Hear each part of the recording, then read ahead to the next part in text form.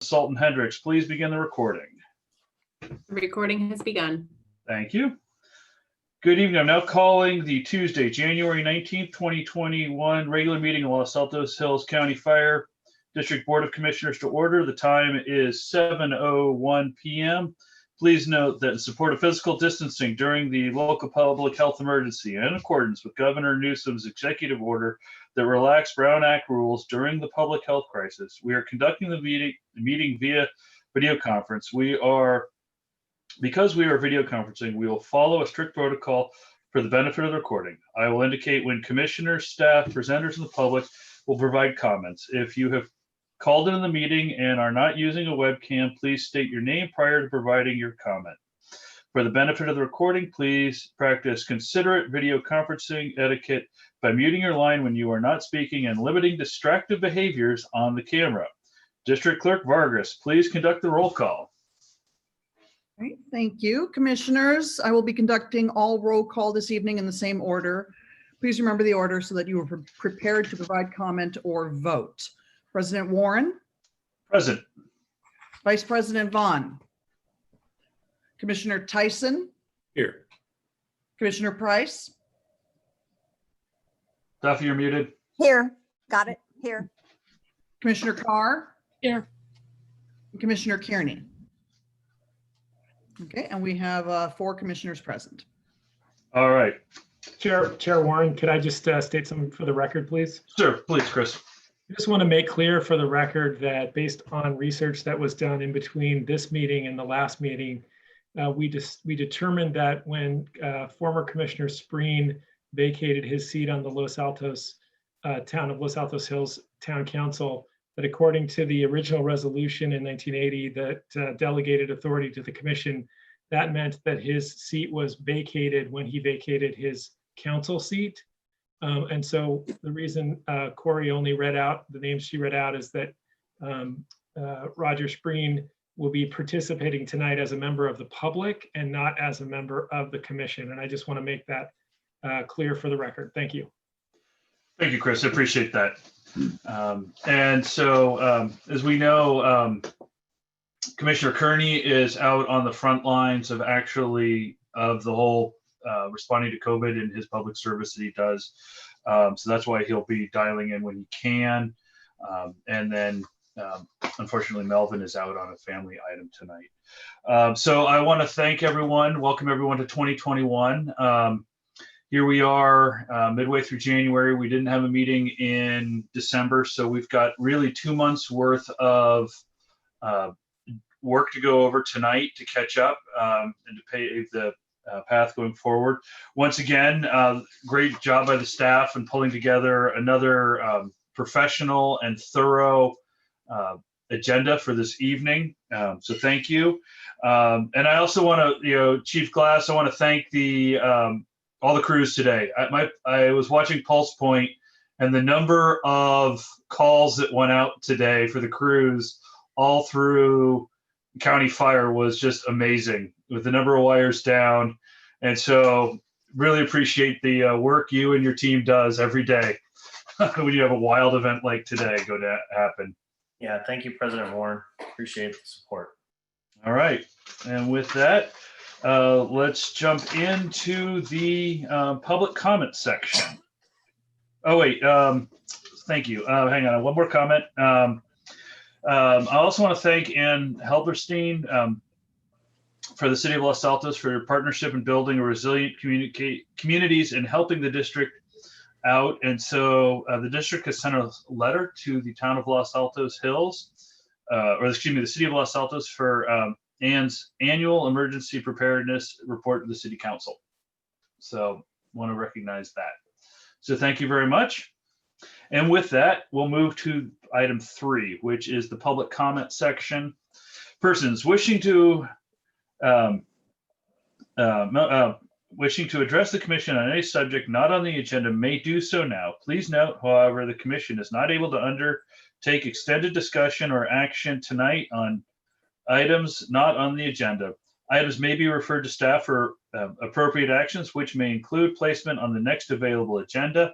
District policy is to limit public testimony to 3 minutes per speaker. unless the member of unless the number of speakers require the commission president to impose shorter time limits. All right. Members of the public, please note that while we are anticipating comments on items, we are accepting comments on items not on the agenda now. We will also allow time for public comments that are on items that are on the agenda when we discuss each item. So please hold, if it's on the agenda, please wait for that item. The commission requests that members of the public hold their comments until the designated public comment period for each item, which I will indicate by asking, is there any public comment on said item? All right. That being said, do we have any public comments on items not on the agenda? Alan has a comment. All right, Alan, please. It's more of a question. I'd like to understand if the Brown Act has a requirement as to when items that are on the agenda are posted. The agenda today was posted last Friday, but many of the attachments to the agenda packet, many of them showed up, some on Saturday, some on Monday, some today.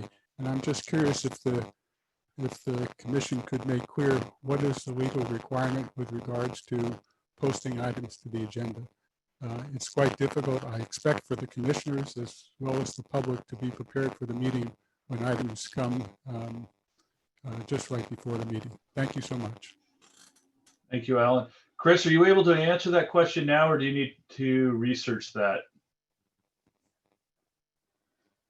No, I can answer the question now. The Brown Act requires that the agenda be posted 72 hours prior to the meeting, which in this case would have occurred over the weekend. So typically the agenda is posted before close of business on Friday. And the Brown Act also requires that to the extent that agenda materials are provided, that they be provided to the public at the same time that they're provided to the Board of Commissioners, meaning that in this case, they would be posted to the website at the same time. And my understanding from the clerk is that that has been complied with. The Brown Act doesn't require that all meeting agenda materials be distributed within that, prior to that 72-hour window. Obviously, the earlier, the better for the public. Thank you. All right, thank you, Chris. Any other public comment? All right. Thank you for your comments, Alan. We'll now, and Alan, I don't know what it was. We got a lot of static. I got a lot of static on your microphone, just an FYI. All right, we'll now move on to item 4, consent calendar and changes to the order of the Board of Commission agenda. So we'll move on to item 4. Do I need to read all, I know we talked about this earlier last week. Do I need to read all the consent items, or we just accept? Okay, perfect. I don't have to read every one of them. All right, so to the commission, are there any comments from the staff on these items for the consent agenda? Mr. President, I have one comment I'd like to make. Jay Logan, General Manager. Items 4A through C, those items were completed under the approval and spending authority of the General Manager, and they're now being noticed to the commission in the consent calendar. And please note that in those items, there were 2 struck fire hydrants in December. And under the authority of the General Manager, those hydrants are now fully repaired and replaced. And then there's also a revision to agenda item B. The hydrant repair was $3,300 and not the $5,250. That invoice came in after the agenda was published. And I'd like the minutes to reflect this correction. Thank you. All right. Thank you, General Manager Logan. All right. Are there any questions from the commission on the items, or would any commissioners like to pull or add items, any items from or to the consent calendar, or suggest a change in the order of the agenda? Hearing none. All right, I'll now entertain a motion. Will the commissioner making the motion and the commissioner seconding the motion please state their names for the benefit of the recording? This is George Tyson. I move approval of the consent items. Need a Duffy second? Price, second, Duffy seconds. Thank you. The item is open for discussion. Is there any discussion from the commission? Is there any public comment on this item? All right, hearing none. If there's no further discussion, we'll now vote. District Clerk Vargas, please conduct a roll call vote. Okay, thank you. Before I conduct the roll call vote, can I just clarify, because there was a change on the agenda item 4B. When the motion is made, do we need to say that we make a motion to accept the consent calendar with the changes indicated? Let's do that. So moved. Okay, so I guess, yeah, so if Tyson, so you make the motion. Second, and Duffy Duffy second. Thank you. Thank you very much. Okay, President Warren, Yes. Commissioner Tyson, Yes. Commissioner Price, Yes, and Commissioner Carr. I think Janice. are you- Janice? Janice is muted. She's speaking, but she's muted. Janice, you have to unmute. Go. Figured out what to do. Yes, I approve. Thank you. And the motion passes 4-0 with 2 absent. Thank you very much. All right, we'll now move on to item 5. Public hearing on the proposed abatement of hazardous weeds, brush, and or rubbish. All right, item 5A is the public hearing. Mo Kermy, Weed Abatement Manager for Santa Clara County, is with us tonight. Mr. Kermy, please provide a brief overview of the weed abatement process and report. Mo, good to hear from you. Good evening. Sorry, it's been a little crazy. This is the second step in the 3-step process. You already declared weeds, brush, and rubbish a public nuisance. This step is the opportunity for property owners to contest to the inclusion in the program. And we'll come back to you in late July or August to have the fees approved, to have the approval of us to be able to go forward with the fees. We provided you with a list of the properties. You should have that now. And the documentation that was mailed out to all of the property owners that are on that list, including a sample of the return reply form that property owners send back to us to inform us of what their intent is with the properties. All right. And I'm prepared to answer any questions you may have. All right. Thank you, Mr. Kumri.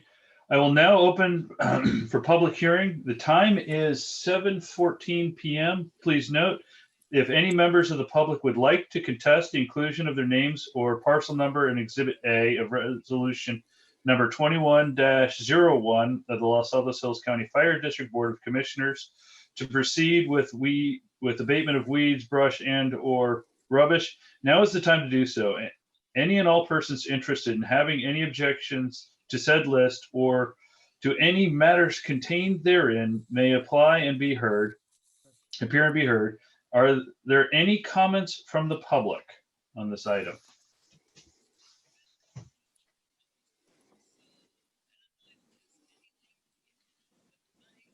All right.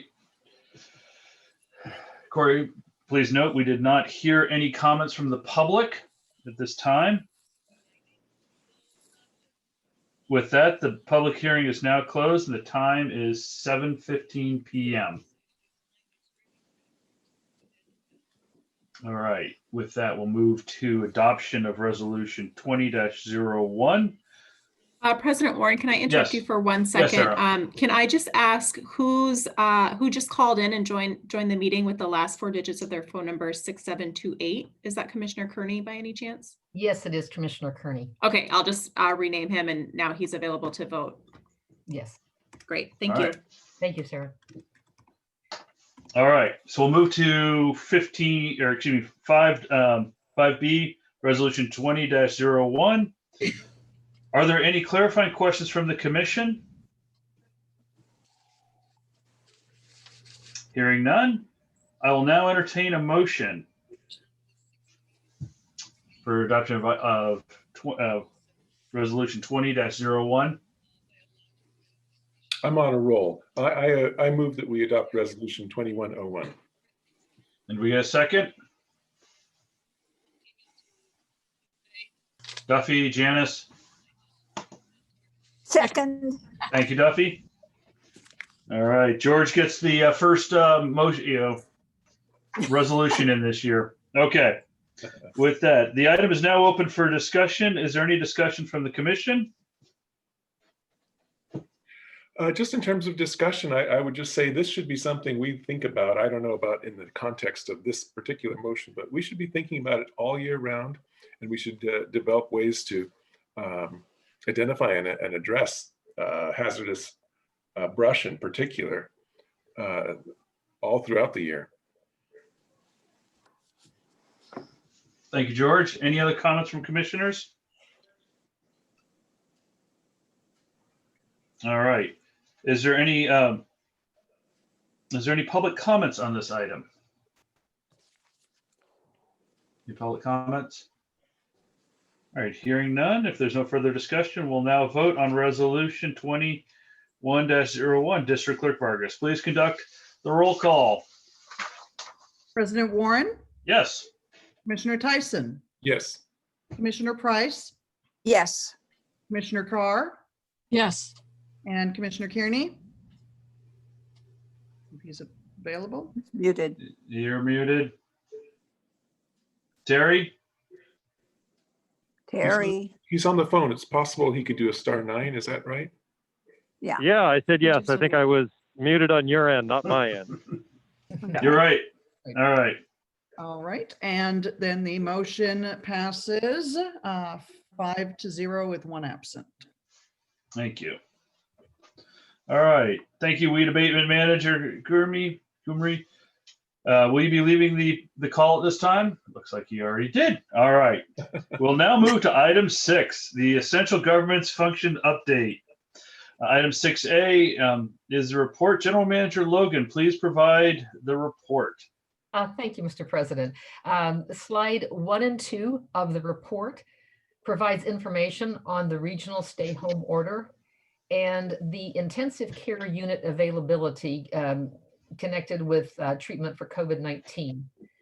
Slide 3 and 4 is information about the vaccine rollout and the tier structure and website for county information. And this is a very helpful tier and the website for the county information as this information changes.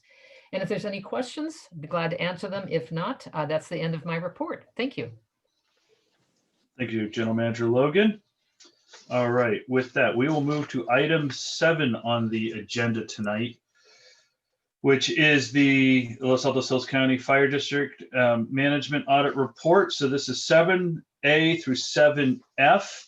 Are various reports filed with the County of Santa Clara and LAHCO.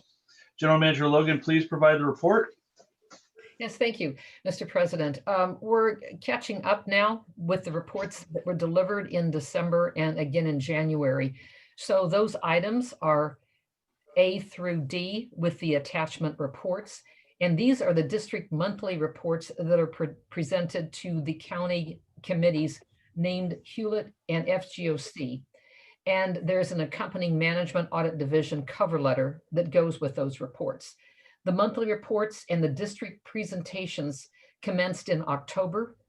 Each management audit division cover letter stated the division's review and findings of the accomplishments by the district in the monthly reports and concluded, and I quote, "We believe that the fire district has implemented or is on track to implement the audit recommendations as adopted by the Board of Supervisors." Now, in addition to the monthly report, Supervisor Simitian and Supervisor Chavez requested a report on mutual aid required by the district and the regional benefits the district provides to the region. All of these reports are also included in the packet for this item. And those again are items A through D. And then item E pertains to the LAHCO December 2nd agreement to prioritize countywide fire services review. Also attached is the draft memorandum for the fire service review RFP and the Los Altos Hills County Fire District response to the draft memorandum RFP.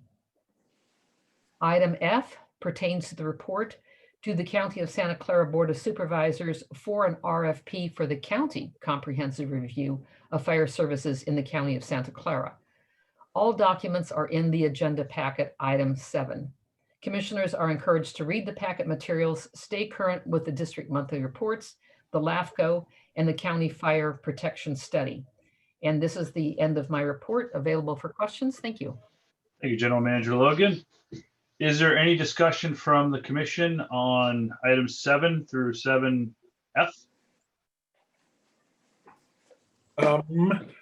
In terms of discussion, I would say I've had the pleasure of attending, I think, all of the 3 meetings that were held in the last 2 months. And I just want to commend General Manager Logan for really creating a positive atmosphere with both of these subcommittees. The nature of the question and the responses, General Manager Logan was always very prepared.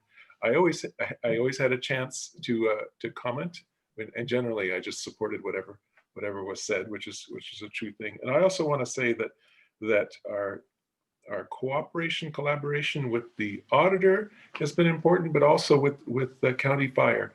And just to hear some of the supportive and not complimentary in a good sense, but working together that I heard particularly last week from Fire Chief Bowden, it just sounded like we were all on the same page and we're trying to do the best thing for our residents in terms of fire protection. So that's just a little background from what I've seen having attended these meetings. All right, thank you, George. Any other commissioner comments? Duffy here. I'd just like to thank George for volunteering to attend those meetings that you held midday. So thank you, George. Great job. Yeah. Appreciate that. I do. All right. Is there any public comment on these items?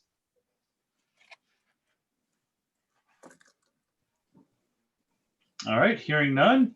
No actions from this. So we'll move on to item 8, which is Santa Clara County Fire Chief Report. Items 8A and 8B are the reports. Assistant Fire Chief Glass, please provide the reports.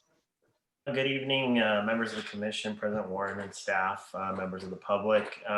We'll be presenting both the November 2020 and December 2020 report. And if we can move to page 2 of this document, there's nothing significant to report on page 1. We'll do the quick overview of the graphs and the charts. We continue to show through the end of 2020 to be off pace of our current call and emergency response. This is directly attributed to the stay-at-home order and COVID-19. You can see in November we were at 723 calls, and we stayed consistent in our monthly count. No late calls. We had 1 battalion chief response. We track that here, but there's no compliance component to that, but we do want to be transparent with the numbers. The battalion chief vehicle has the ability to roam from battalion to battalion. So that's why we see that response time might be slightly longer. It could have been coming from Cupertino or Saratoga or possibly even as far south as headquarters. So those numbers get wrapped into the overall average, which is why you see a slightly higher time there. But where the rubber meets the road on the emergency response, the apparatus all showed to be on time and under the compliance time. We did do some community education through a joint hybrid. This was CPR. So we were able to deliver some of those courses to residents within the community.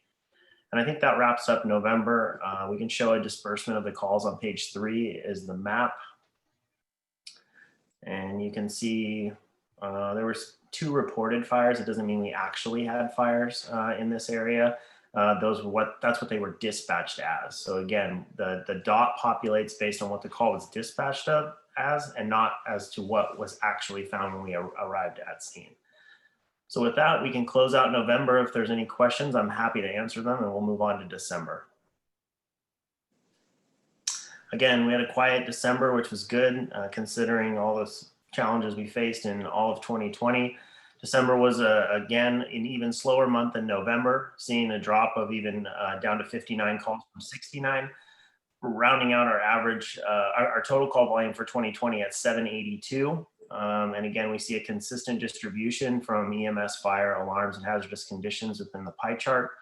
Again, all of our response times look to be meeting the standard. Again, the number that we're shooting for, 7 minutes, 59 seconds, 90% of the time. And again, it looks like we hit that target moving forward. Again, some outreach with community education. This included 2 CPR classes and 1 residential smoke alarm installation at a private residence. Again, we can show page 3, which would be a distribution of calls throughout the fire district. And I'm happy to take any questions specific to the public safety report. Any questions from the commissioners? Looking good. Thank you. All right, any questions from the public? All right, hearing none, we'll now, thank you, Chief Glass. We'll now move on to item 9, which is the El Monte Fire Station Capital Improvement Project. Item 9A is the update. Mr. Snow, please provide the update. Happy New Year. Same to you, and likewise. Thank you for your time tonight. So this is a report back on proposed renovations, and this is an effort to map out, as you see the report in front of you, the scope of what we prefer to look at and what we're recommending, as well as next steps and next direction. So there's no action from the commissioners tonight other than receiving the report, but I wanted to just reconfirm as we sort of go down this path and we solicit the architect and just check in and make sure this is what the commissioners were looking for. So it included everything from second floor restrooms to potentially considering efficiencies in the kitchen area, looking at the chief's quarters, and then consistent with modern fire station design practice, we think it's important to look at individual crew quarter spaces. It's more or less a pod system. And so that allows greater privacy for gender neutral living environments. Modifying the existing ground floor lobby to meet current accessibility regulations and requirements, and modify the office entry. Looking at the accessible path of travel from the parking space, making sure it meets current requirements, slope and grade and surface area. Converting storage room 102 into a dedicated exercise area, adding 2 workstations to training room 106. So that's the area that's down below that's used for a number of different purposes, but it's really to make it more efficient. I think in the end, where we're kind of going as a direction is just making sure the commissioners had a chance to review the scope and making sure that commissioners understand tonight you're not agreeing to all this scope. What we would do is come back with a rough order magnitude of costs for each of these projects after a planning study. And at that point, the commissioners could decide to go forward with all, some, or none of the projects if you wanted to. But what we do typically in planning projects is to make sure that there's stakeholder input to the process and that we're meeting all the needs of those using the facility. And from that, we have a program, or in essence, the design capability to move forward and then kind of progress into the nuts and bolts of detailed design effort, permit, drawings for construction, and moving into competitive bid process. So I think the report speaks for itself, but I wanted to be here tonight to answer any questions at this point from commissioners. Thank you, Dave. Is there any discussion from the commissioners? Questions, comments around the report for this evening? Duffy speaking. I would just say that training room modification with the pods, are we talking about 2 workstations or 2 little separate pod areas that can be utilized by our ancillary staff? Yeah. Can somebody comment? Sure. Specific to the training room, we heard that there needed to be better workspace, but without doing the study, I wouldn't be able to tell you what's best. Maybe there needs to be some part-time people that are assigned depending on projects. Maybe there needs to be collaborative meeting space. We can look at furniture. Right now, there's some inefficient use of shelf space. It depends on what you need to store in there. But I think that the study would bring everybody together and then give that input to best sort of design the space. and then it would be responded back to the commissioners for review. This is Right. what we're thinking about doing. This is a rough order magnitude of cost, and would you like to proceed? Sure. Sounds good. Great. Thank you, Duffy. Any other commissioner comments, questions? All right. Is there any public comment on this item? Alan has a comment. Alan, please. Thank you. I asked this question before. I get the impression that the questions of the commissioners relate to approving the changes to the facility, but I believe the contracts in section 6.2.8 says that these changes will be made at the Santa Clara County Fire Department's expense. I just wanted to understand, is that the case, or is the district going to be paying for these improvements? Thank you. So Alan, right now, we're getting it scoped and we're looking at where we are with what the potential cost would be. We have not entered into any type of discussion around a cost sharing agreement. And I think we would need to look at what the actual order of magnitude of this is going to be before we make that determination as a commission.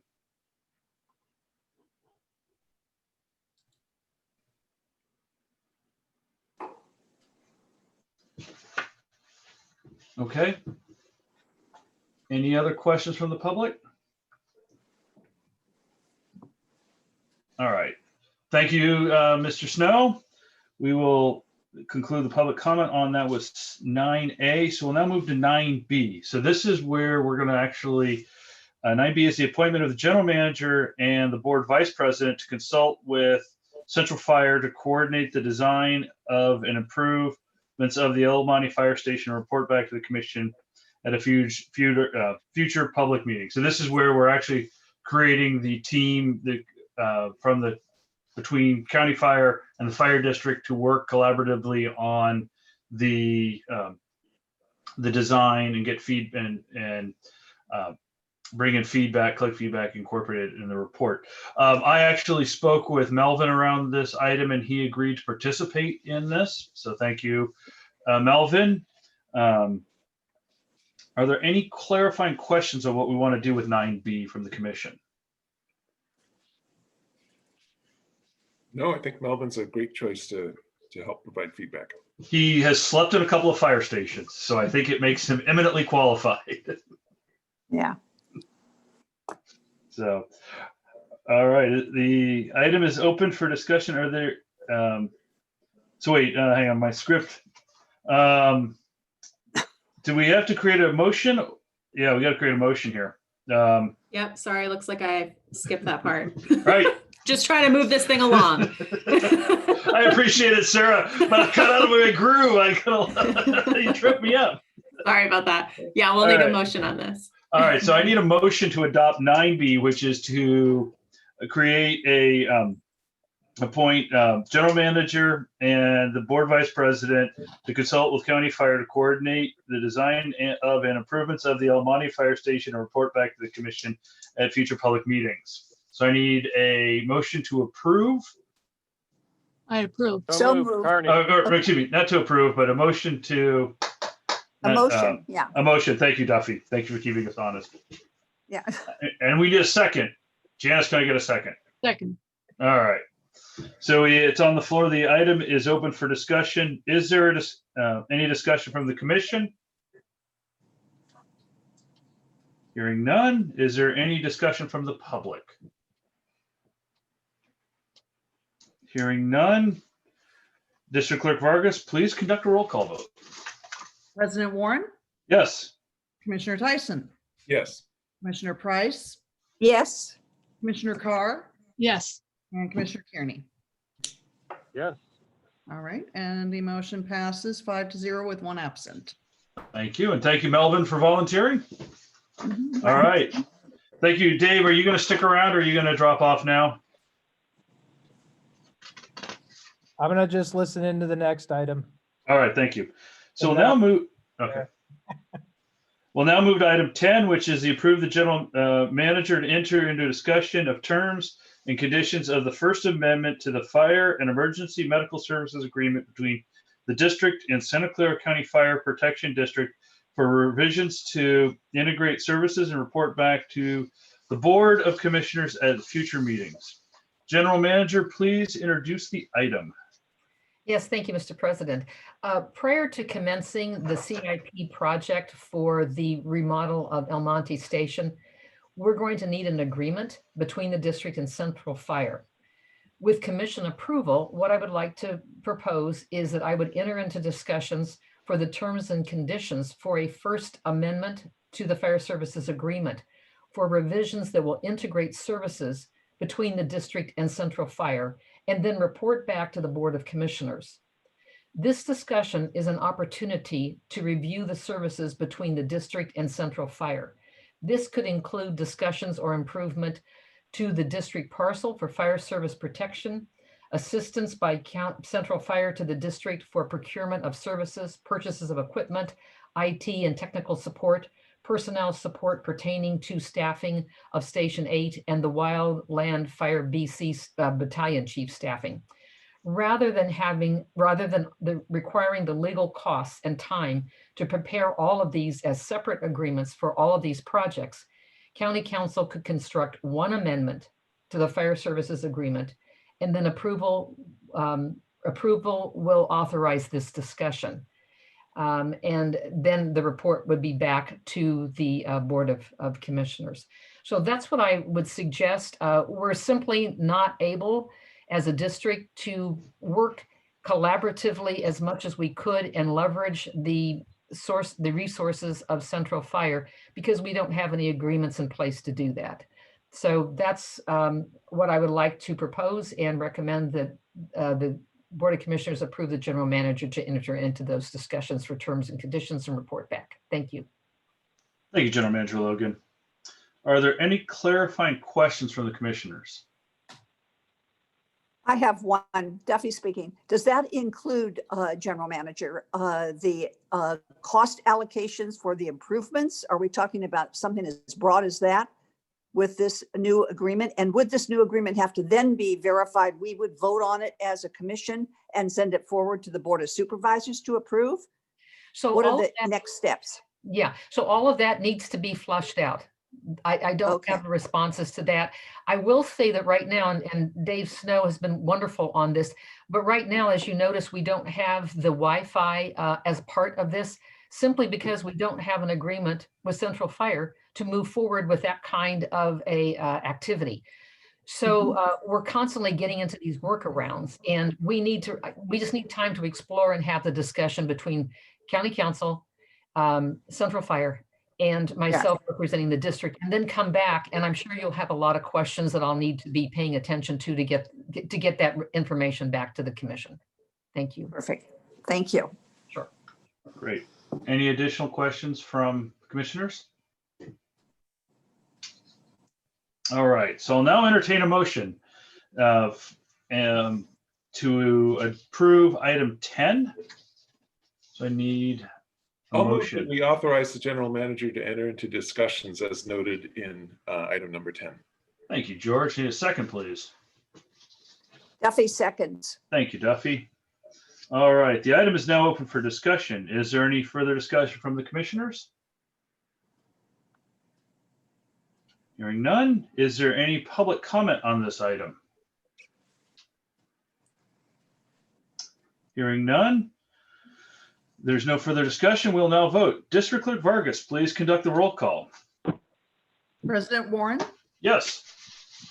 Commissioner Tyson, Yes. Commissioner Price, Yes. Commissioner Carr, Yes. and Commissioner Kearney. Yes. All right, and the motion passes 5-0 with one absent. All right, we'll now move to item 11, receive the general manager report.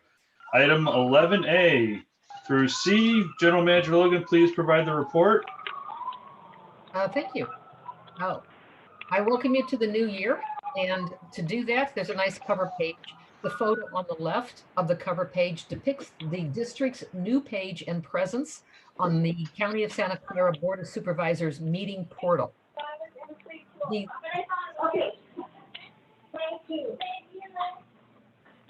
Terry, I think we're getting some audio from Sorry you. about that. That's No me. worries. That's me. Terry some slack. Oh, that's Terry. Sorry.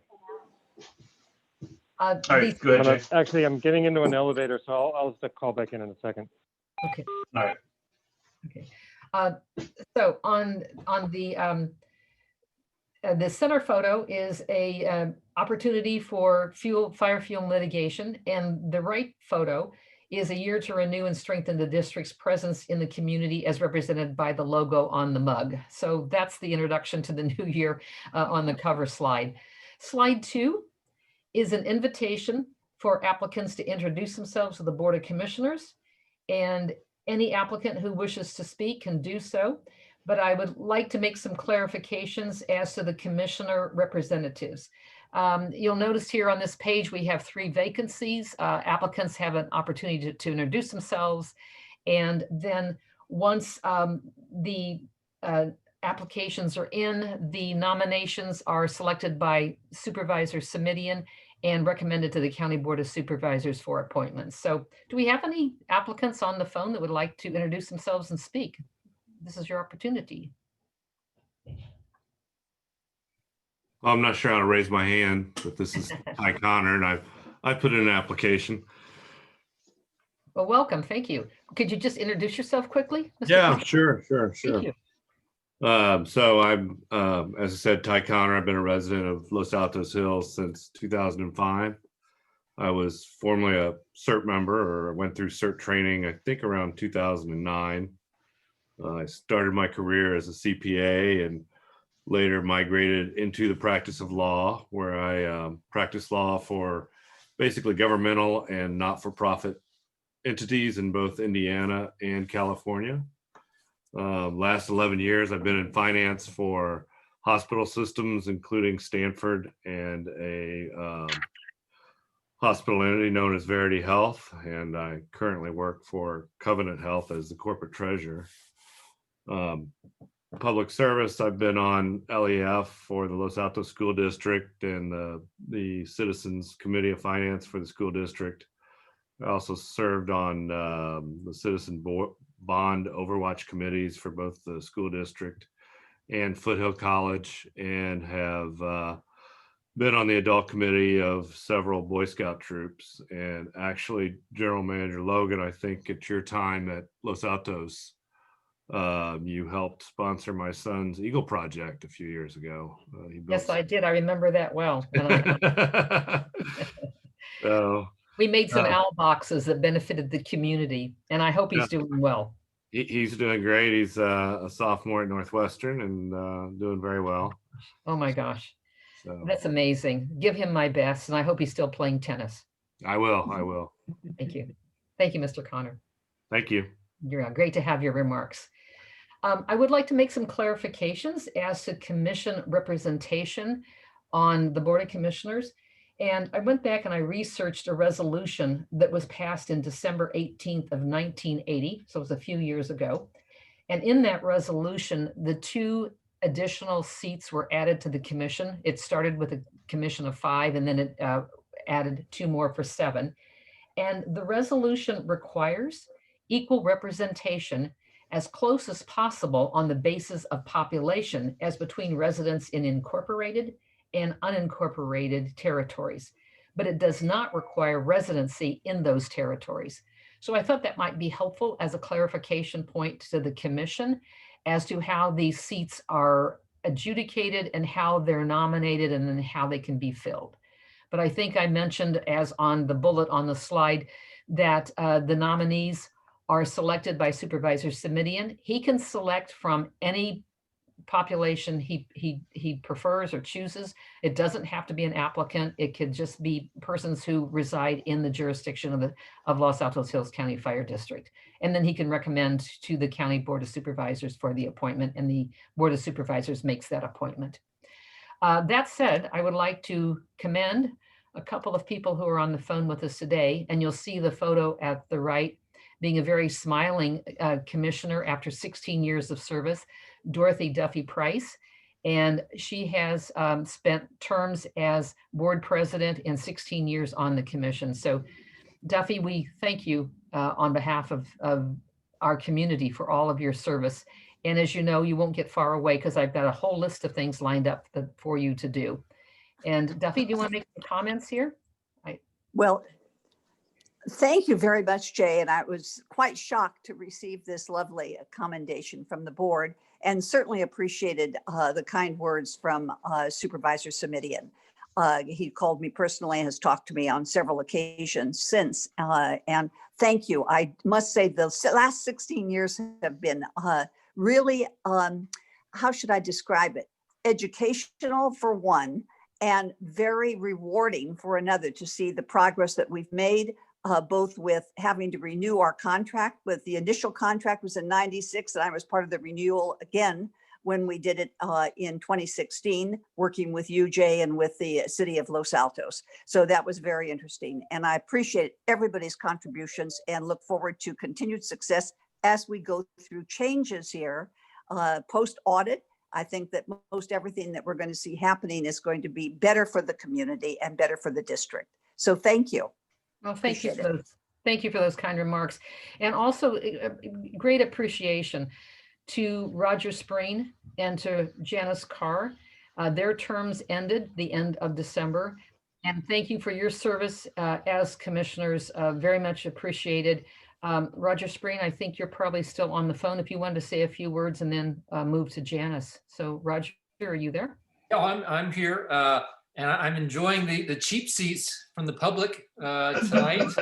It's quite comfortable and a lot easier, frankly. I tell you, I was very lucky to be pulled into something by Gary Waldeck, 5 years ago or more, when he said, "Hey, Roger, I'd like you to come and accept this position on the commission now that you're on the council." And I kind of went, "What? Okay, yes."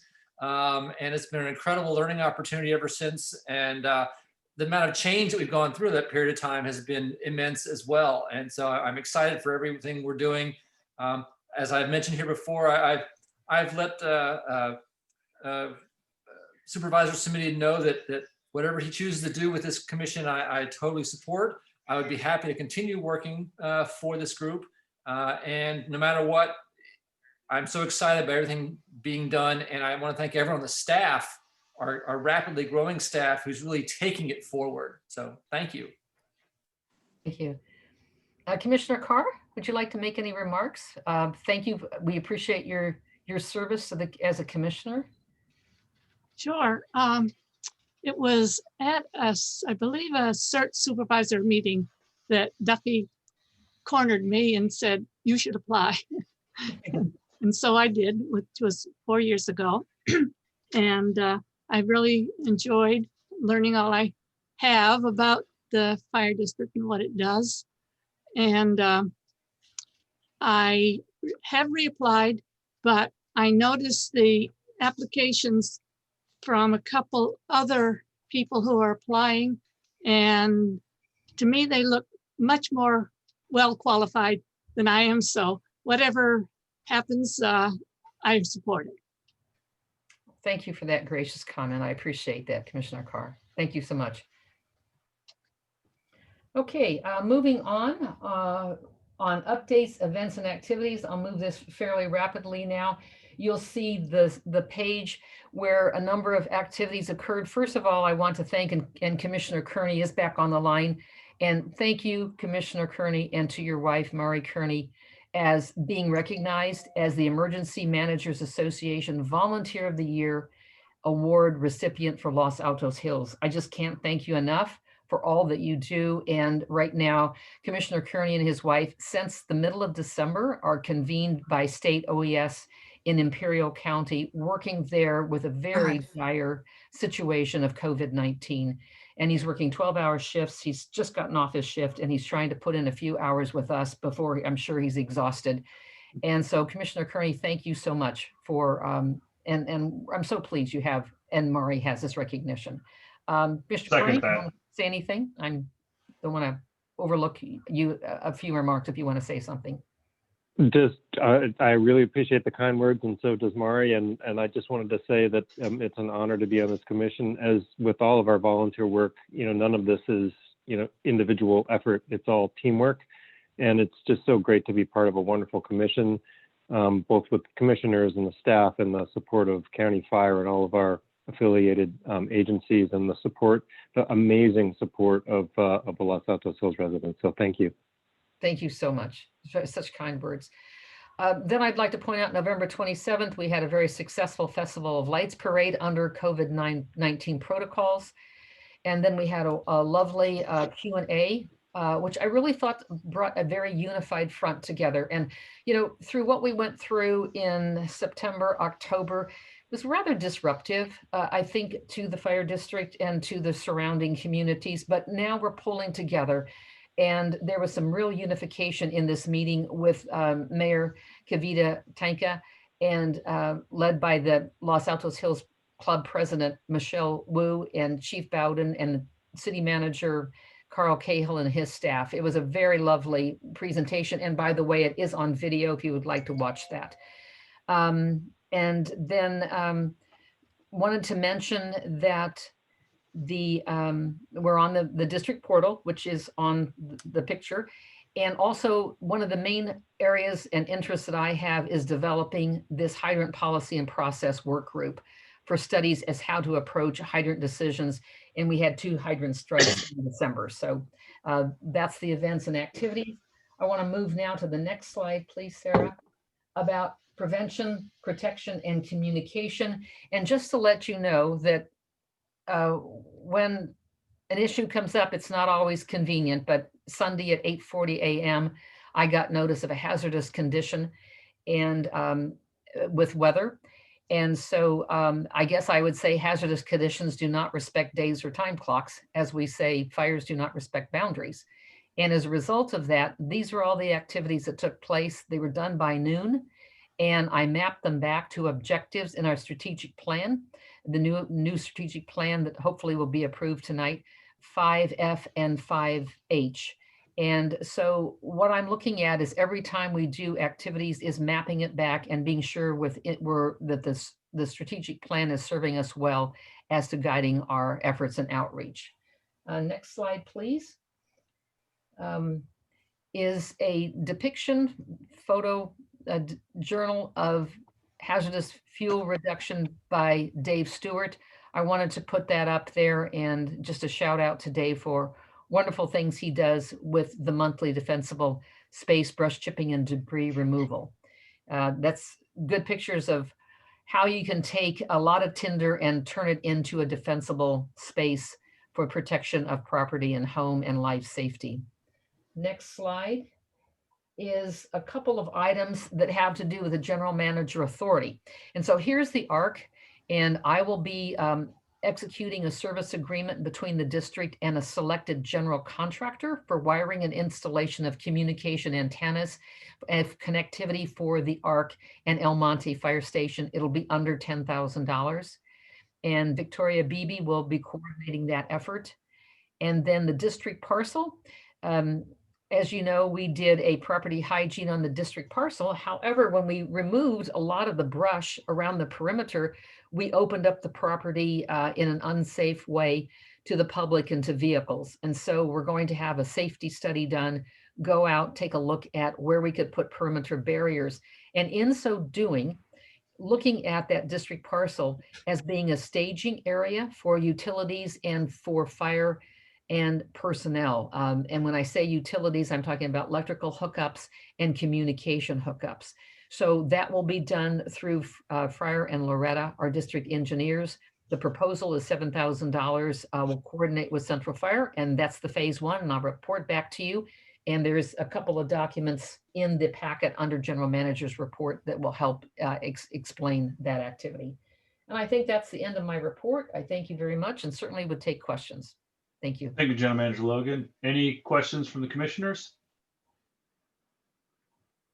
Any questions from the public?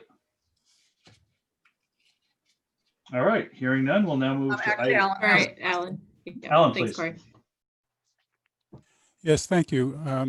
I have a question for the general manager with regards to the research that she did pertaining to commission seats.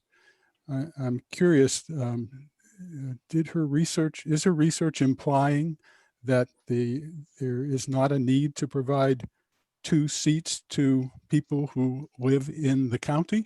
Or did I misunderstand what she was saying? Please clarify. Thank you.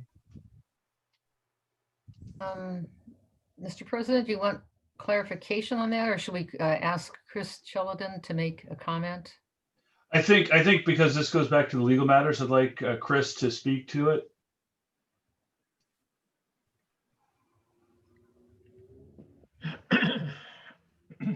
President Warren and members of the commission, I think General Manager Logan accurately reflected the 1980 resolution.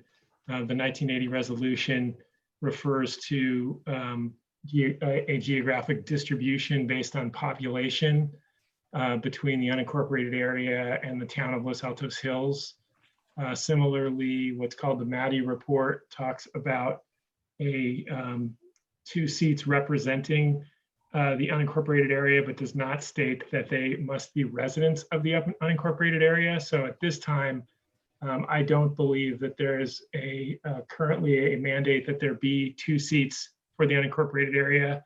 It depends on whether or not you view the population at any given time, which changes from the unincorporated area to the incorporated area, whether you round up or round down. So in general, we believe that between 1 and 3 seats from the unincorporated area would be consistent with the 1980 resolution. All right, and Chris, and clarify, whose discretion is it to make that allocation? Supervisor Semidian makes the appointment, and it is confirmed or approved by the full Board of Supervisors. All right, thank you. All right, any further questions? All right, hearing none. All right, thank you, General Manager Logan. All right, we'll now move to item 12, Successor Strategic Plan Report. Items 12A is the report. General Manager Logan, you're back on the hot seat. Please provide the report.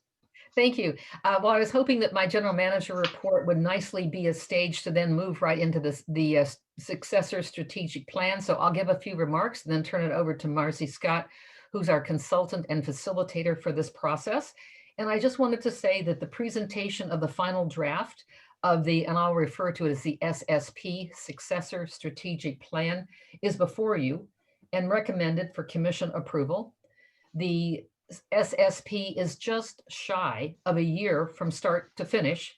It was interrupted, as you recall, back in March by COVID-19 restrictions that put restrictions on meetings and travel. And as a result of that, the consulting firm that was underway with the study had to step aside because they were not able to make the travel and the meeting arrangements under the COVID-19 restrictions. And so that was a major pivot for the district. And from the initial vendor, we then asked MRG Consulting, Municipal Resource Group Consulting, who had been working with the commission on another project, to come aboard in August. And MRG consultant and facilitator Marcy Scott convened the SSP development with the commission, with staff, with the community and partners, gathered input, did all of this by Zoom conferencing and phone and with no in-person meetings. It was daunting. It was a little exhausting. And I think sometimes it's like, oh my gosh, this is so hard to do, because we're used to all being in a room with big boards around us and big sheets of paper, writing down all of our thoughts and making very collaborative decisions. But we gathered input by Zoom. We followed through, and I think the results produced, and I'll use these terms because I thought of them very, very carefully before I use them. I think we produced a robust, realistic, and capable successor strategic plan that will guide the district into the next 2 years. And now I'm going to turn the presentation over to Marcy Scott. Marcy, welcome. Chair Warren, if I could just jump in. I just realized that I misspoke in response to the question regarding the appointment of commissioners. That would be Supervisor Semidian acting as a board of director member of the fire district and the board of directors of the fire district, which are this board of supervisors. But obviously I'm so used to referring to him as Supervisor Semidian and the board of supervisors that I misspoke. So if the record could be corrected for purposes of minutes, that my answer was actually intended to be it will be agendized as a Board of Directors item at the Board of Supervisors meeting. And I apologize for that misstatement. Well, thank you, Chris. Please have the record reflect that. Thanks. All right. Sorry, Marcy, back to you. We're back to your record, Marcy. Very good. Thank you. No problem. Good evening, everyone. Thank you for that nice introduction from the General Manager. And thank you, President Warren and commissioners, staff, Central Fire staff, stakeholders, and public participants. As mentioned, I'm Marcy Scott with Municipal Resource Group. And it's a new year and a new weather incident. This provides a good example for us tonight to talk about the implementation of this strategic plan. And I think the General Manager really summarized it well. But before we jump into details such as those, let's have a quick refresher on the actual plan. The document before you tonight is the revised final draft successor strategic plan through 2022. This is a resource document intending to help anyone, whether a new resident or a subject matter expert, understand the role of the district in regional emergency preparation and emergency response. The document describes 3 important influencing issues, several that have been already mentioned. So I'll just briefly mention that number 1, Santa Clara County, the district has implemented all audit recommendations accepted by the board. And there are 2 studies moving forward on fire operations. The district expects to participate in these studies as needed and will adapt as appropriate in context of these proceedings. Secondly, COVID-19, of course, has impacted us, and it's been described how we have had to change to more frequent, smaller parcels of time to talk about this project. And it's been an iterative process. And third, recent wildfires have influenced thinking and planning around the region. The CZU and SCU lightning complex fires burned nearly 400,000 acres last fall. Many organizations around the region are taking steps to bolster preparedness and response capability, including the district. And as such, the district plays an important role as part of the regional network of emergency service providers by filling gaps. That means using resources to fund additional staff for the Central Fire Department, by providing programs to reduce hazardous fuels. We just saw some pictures from the General Manager's presentation, and to support communication networks as just a few examples. The successor strategic plan presents 6 strategic goals and related objectives for each. I will just mention those 6 goals. The first is to update the Annex 4 Community Wildfire Protection Plan and Addendum. The Annex 4 is our local CWPP, and this describes the wildfire hazards and mitigation measures to meet our community's unique local, social, and ecological characteristics. We are updating these guiding documents periodically to conform to current fire science knowledge and capture lessons learned from increasingly severe wildfire occurrences. Strategic goal number 2 is align district operations with county-wide fire protection goals and county recommendations. We've spoken to this, the 2 upcoming studies. And goal number 3 is build community resiliency with integrated hazardous fuel reduction prevention and protection programs. This goal is speaks to funding, creating, and implementing programs based on fire science, Annex 4, and the annual budget to enhance community resiliency, educate district residents, and reduce community hazards. Goal number 4 is develop policies and procedures to support district water systems for protection of property, life safety, and fire suppression systems. This goal is about continually improving community fire protection through the district's water system consisting of 540 hydrants and hydrant infrastructure, and develop a studied approach to issues related to district-owned hydrants and hydrant infrastructure. Strategic goal number 5 is support emergency response and build programs of outreach, communication, education, and regional benefits. This is about collaborating with regional partners to strengthen community resilience, transparency, and effectiveness of local government programs, and continuing to identify opportunities to use district resources to benefit a broader regional area in support of common interests. And the final strategic goal number 6 is adapt organization and allocate resources to promote stability and sustainability of the district to continue its operation as a valued local special district. And this final goal is about optimizing the organizational structure to align with the district's mission and goals, and utilizing available resources and adapting to a regional approach for community resiliency. I will conclude my comments by describing the next steps. Upon adoption, all revisions and edits will be incorporated. The document will be converted to a web-based document with pictures and links to live on the district's website. An implementation plan will be developed with periodic status reports. And as we've already heard from the general manager's report, this most recent weather event triggered some steps that the district staff took immediately to help communicate with the community and to alert residents of an increase in fire department staffing and explain the risk of high winds during dry and fuel conditions. And just to show you on the slide, thank you, Sarah. This is an actual copy of the district's website, and up at the top you can see a blue banner. I don't think I can read it, but it alerts to the the wind advisory and provides a link to additional information. And also what occurred is the staff communicated with vendors to consider halting chipping programs and construction that could be negatively impacted by this current weather event.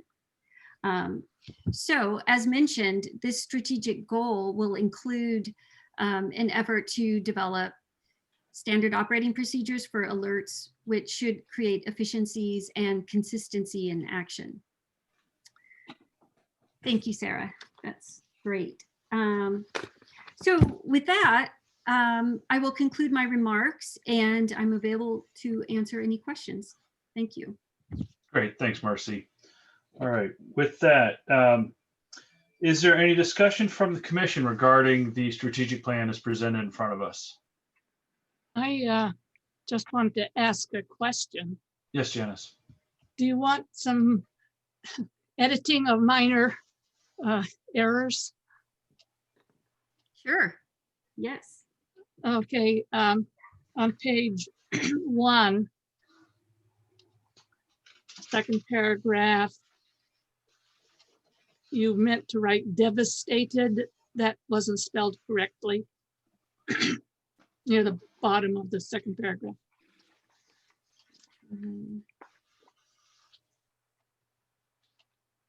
Let's see. Okay, I'll make a note to find that. Thank you. And on page 3, accomplishments. Notice in the first column, everything is implemented, prepared, supported, developed, created, conducted. That's all consistent. But then over in the third column, that's not consistent, you know, like, I'll take the top one. I think it should have been started with the verb, like you started on the first column, you said implemented. I think you should have said collaborated, so forth. And then again, in the third column, continuously improved. And 1, 2, 3, fourth one, utilized. best practice? It sounds like you're a pattern of past tense would be consistent in this. Yeah, right. Okay. This chart. Yeah. Thank you. Okay, I will make a note of that. For consistency. Janice, do you have a number of these, or is like one or two more? Because if you've got more, we can bundle them up. Okay. Oh, okay. Middle column, bottom item, I should say adapted to be consistent with the way you did the first column, adapted organizational chart. Okay. And I think that's all the trouble I can cause. I noted those changes. Thank you. Thank you, Janice. Any other comments from commissioners? All right. This is Commissioner Carney. This is yes, Commissioner Carney. I just wanted to thank Marcy and everyone else who contributed to this strategic plan. I think it's great, you know, and not just given the context and the circumstances under which it was prepared. I think it's just wonderful. I think it's action oriented, and it's concise, it's simple to read, and I think it's going to serve as a really good reference document to the people of, to the residents of Los Altos Hills as we move forward. Thank you, Commissioner Kearney. That's very kind. And I will second that. It was a definite team effort. Many, many people contributed. So thanks to all. Great. So I think, Duffy, you're on mute. You're on mute, Duffy. Oh, sorry. Thank you. Thank you. I want to thank Marcy and the team for putting this together. And I think it's very readable and understandable and will communicate very, very well to the new commissioners that are coming on board. It's a great tool to be used by them. And I would certainly make a plea that each one of these 6 goals be assigned to a commissioner. That way they will be involved. And I know, George, you just love hearing me say this, right? That you'll take on something big here. And, you know, in fact, when I saw that, I saw one of the goals here, whether it's one of the last ones that involves the community. I think the Community Relations Committee for the town will be very, very interested in working together with the commission to see these things implemented. So I think it's coming at a good time. It's only a 2-year program, which I think is wonderful, that you'll see the sense of accomplishment if you can meet all of these goals and contribute, not only with respect to working with the board now and with the full board, but for the Board of Supervisors, but I think it'll go great. So thank you all very much. And I look forward to great accomplishments with this particular strategic plan. Thank you. Thank you, Duffy. Any other comments from the commissioners? So were we supposed to, hang on, Sarah, were we supposed to move to entertain a motion at this point to adopt the plan, the strategic plan? You will for 12B. Okay, for 12B. Thank you. Yep. All right. Is there any public comment? Yes, Alan has a question. Alan, please. Thank you. I agree. I think it's an excellent outline of goals and objectives. As I've mentioned previously as a participant, I thought it could be enhanced if it had some more measurable performance type factors so that one could get a feeling for the progress and what the specific goals are. I have one comment on 4C. I think it's premature to specify that the goal is to buy a portable pumper vehicle. I don't believe that has been well studied, and there may be other equipment that may be more valuable to both the district and to the region. Thank you. Thank you, Alan. Any further public comment? Okay. Hearing no more further public comment, we'll now move to 12B, which is the receive and consider approval of the Los Altos Hills County Fire District 2020 to 2022 successor strategic plan. And so 12B is the receipt and consideration and approval of the successor strategic plan. Is there any clarifying questions from the commission at this point? Hearing none, I'll now entertain a motion. Now we got to my motion. Yeah. This is Duffy, I move approval and support fully the strategic plan, successor strategic plan. So I need a second, please. Janice, George. I'll second it. Thank you, Janice. I was going All to give Terry a chance, but it's probably hard for him to do. All right. Thank Yeah, you, George. sorry. I appreciate that. All right. The item's now open for discussion. Any further discussion from the commissioners? Is there any public comment on 12B? Hearing no further discussion, we'll now vote. District Clerk Vargas, please conduct a roll call vote. President Warren, Yes. Commissioner Tyson, Yes. Commissioner Price, Yes. Commissioner Carr, Yes. Commissioner Kearney. Yes. Right, and the motion passes 5-0 with one absent. Great. All right, we're now on to 12C. 12C is the second amendment to the professional services agreement with MRG for implementation of the successor strategic plan. General Manager Logan, please introduce the item. Yes, thank you. And so what I would like to suggest is for implementation of the successor strategic plan and the discussions to follow, as Commissioner Price so wisely suggested, it would be wonderful for commissioners to sign up for a goal and develop a work plan that has the implementation of the objectives along with the metrics and the timeline. Consultant Scott can facilitate this process, and that's going to be part of what I propose to be phase 3, which would be the second amendment to the professional services agreement with Municipal Resource Group, and Marcy Scott would be assigned to that project. The scope of services are stated on Exhibit A2, which is in your packet. And Exhibit A2 also includes other consulting proposals that could be provided by MRG. And some of those projects would be, we need consulting assistance with digital record management and a potential for grant writing for state fire grants in the governor's budget. And if you're following that, there's quite a bit of funding available through grants, and we'll need some grant writing assistance if the district's going to participate. And so this agreement is key to the strategic plan implementation, and I recommend approval. Thank you. Thank you, General Manager Logan. Are there any clarifying questions from the commission? Hearing none. All right, I'll now entertain a motion for item 12C. Need a motion, please? I move that we authorize. Oh, go ahead, Terry. Your turn. Okay, I so move.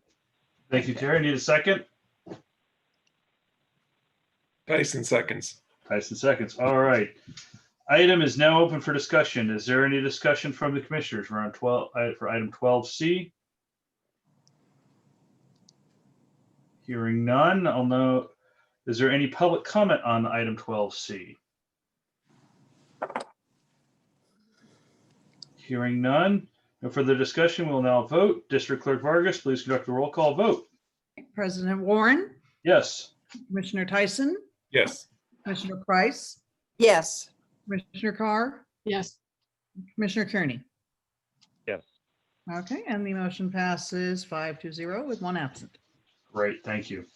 All right, we'll now move to item 13, receive the Emergency Services Manager's Report. Items 13A and 13B are the reports. Emergency Services Manager Gluhan, please provide the report. Thank you, President Warren and commissioners and staff and public. I'd like to present the Emergency Services Manager update. How is my audio? Is it okay? Yes. Okay, great. Thank you. So it'll be a combination of my activities, and then Victoria Beebe will give a CERT update along with some enhancements from other staff and consultants. So next slide, please.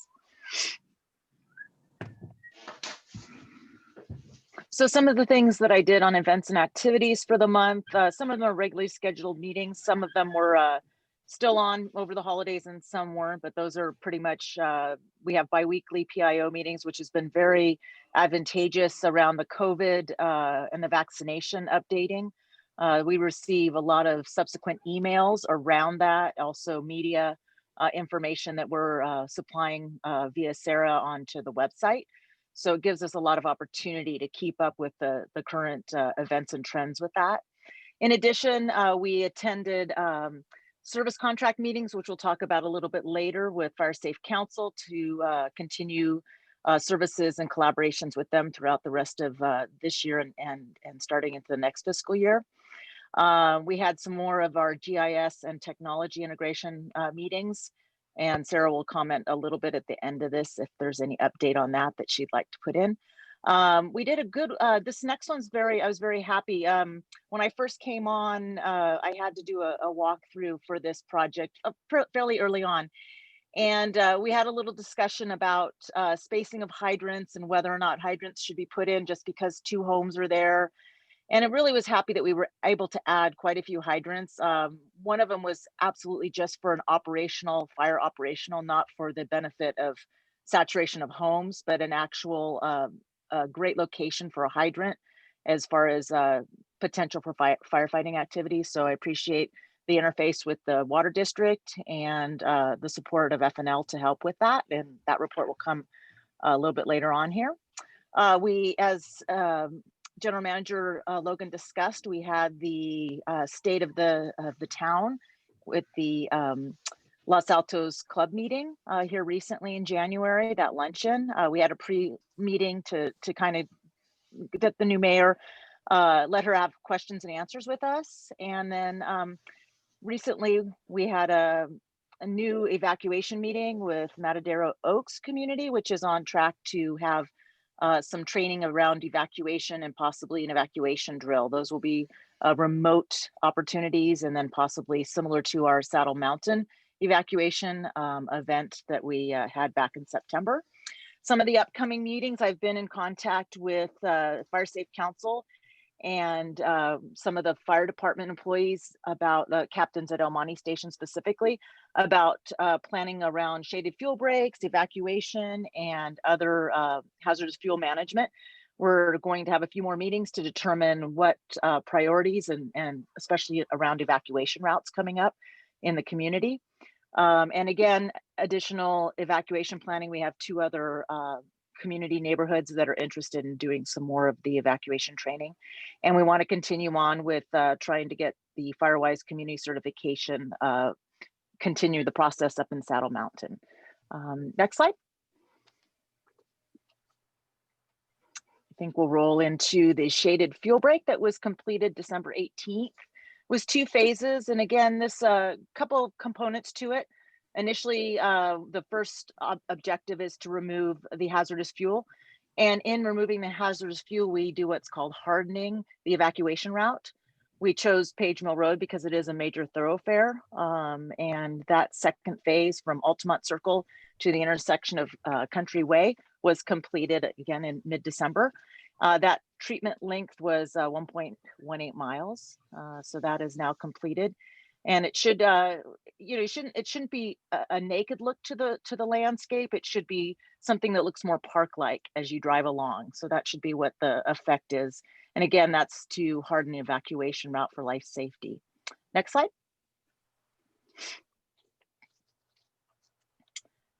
Oh, let's see. There we go. I'm going to let Victoria go ahead and take on the CERT update for the rest of this report right now. Thank you.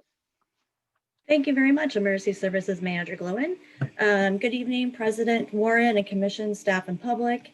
Glad to be here tonight to give you a little bit of a wrap up of our last couple of months. I'll let you kind of read that on your own, but I wanted to point out a couple of things and give some appreciation to Dave Stewart regarding his great emergency planning and preparation for our CERT coverage of the Festival of Lights. We use it's not really a parade, but it was a Festival of Lights. Hopefully next year it'll be an actual parade, but I want to just thank him for his hard work on those emergency planning efforts. Our end of the year cocoa and cookies got moved to December 16th. Really had a great night of just sort of showing appreciation. We were able to make some of these mugs to give out. Commissioners, I believe you got some as well. Commissioner Kearney, yours is going to be coming whenever you are in town to receive. We finished up the night with a great presentation on COVID updates with Dr. Yu, which is always a great end to an evening. We also we did about 3 cert refresher trainings. We have a 5-part series that's going to be wrapping up next week. We had ICS last week, and then we're going to head on to Stop the Bleed next week. So really looking forward to those. Next slide, please.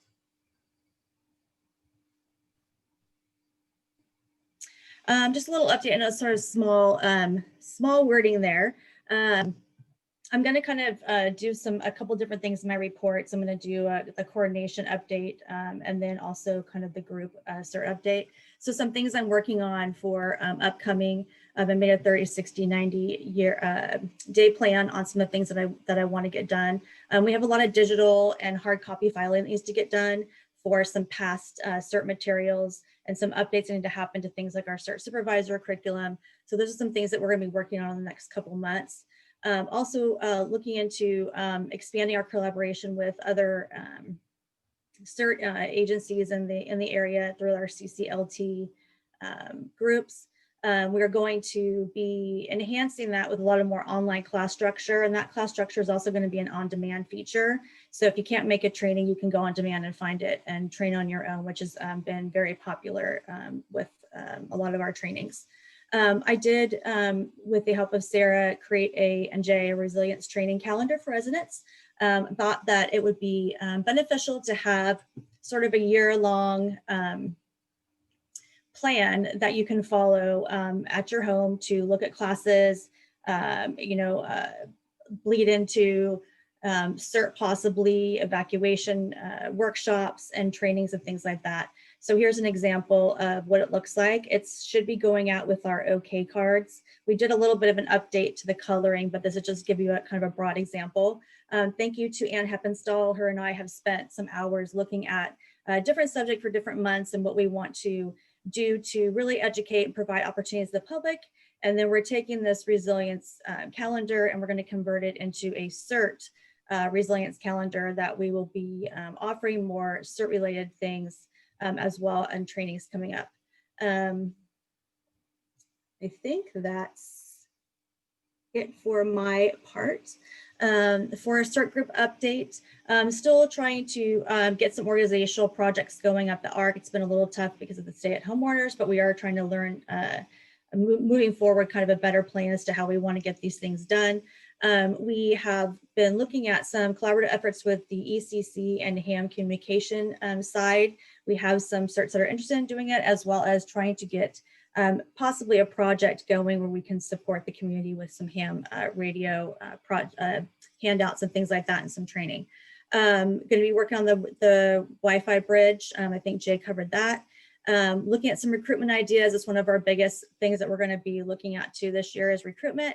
So we've got some great ideas there. As you can see, the ham radio giveaway, some teen cert research that we're doing to see if we can start a teen cert program.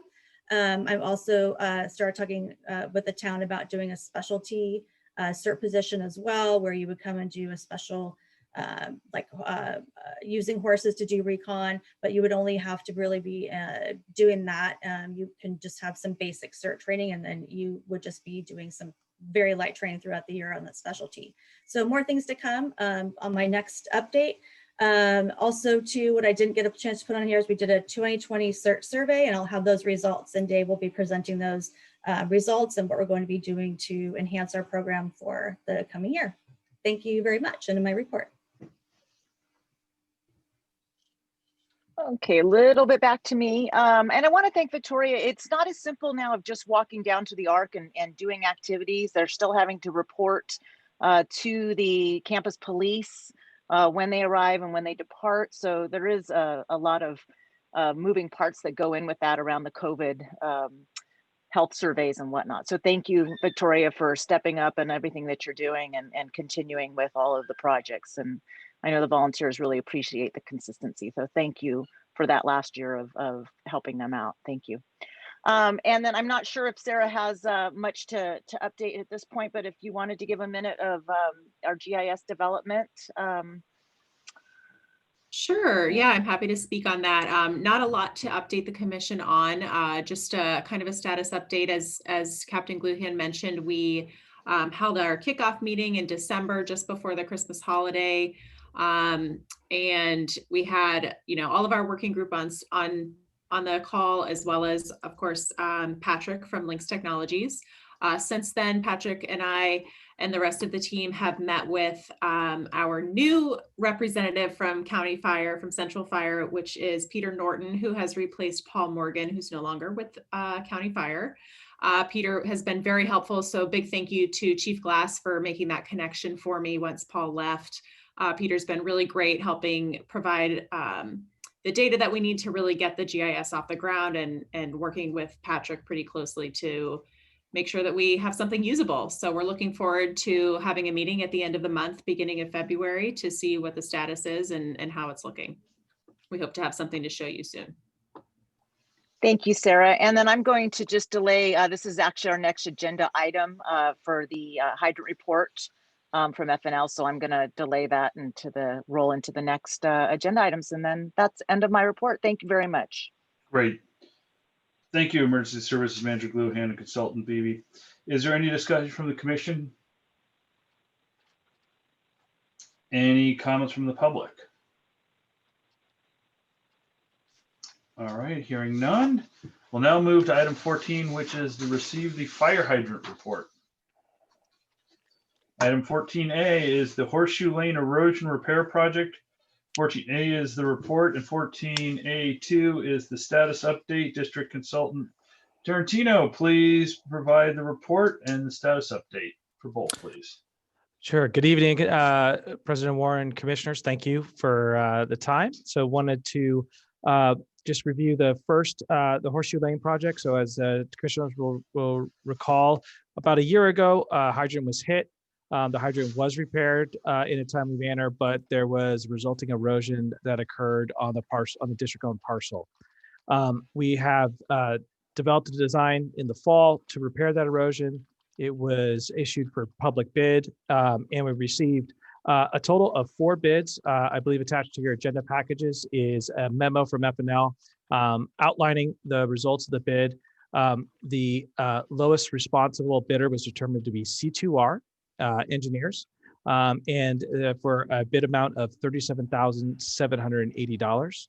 C2R is now under contract to complete the repairs. We've been working with C2R to complete kind of paperwork, submittals, get materials approved. And we've been coordinating with the town, actually met with them this morning to secure the final grading permit that's going to be required. We do anticipate that the grading permit will be issued within the next week, and C2R is ready to mobilize upon issuance of the grading permit. The estimated time for the work is approximately 14 working days. So we are anticipating completion of the work in early February. So Sarah is showing here, thank you. The results of the bid, you can see received a total of 4 bids. For context, FNL prepared an opinion of probable construction costs for the work, and our estimate was $48,000. So we had a widespread, largely due to availability of contractors and several conditions, but in reviewing CTR's bid, it was comprehensive and addressed all of the scope of work. That is my end of my report, and I'm happy to answer any questions the commissioners may have. Great. Thank you, Mr. Tarantino. Is there any discussion from the commission on 14A1 and A2? Yes, George. I just have a general question for Mr. Tarantino. What is the state of contracting right now? Do you have any sense for that? I'm really curious. Here we are in our COVID state. As we identify new projects, what should we be expecting in terms of a bidding competition? Yeah, thank you, Commissioner Tyson. We have seen generally still relatively busy levels of construction. We really did not see a pause in the kind of public utility realm since March. There was a very short kind of pause from some agencies in, the March and April timeframe. But ultimately, we have seen the industry stay relatively busy. However, we are seeing a lot of interest. Receiving 4 bids on a project like the Horseshoe Lane, a very positive sign that there's still people interested and willing to work, so they're not so busy that they aren't taking on new work, which is really a good sign, and which is why we saw a pretty decent spread in the range of bid prices. Thank you. You're welcome. Any other questions from the commission? All right, is there any public comment?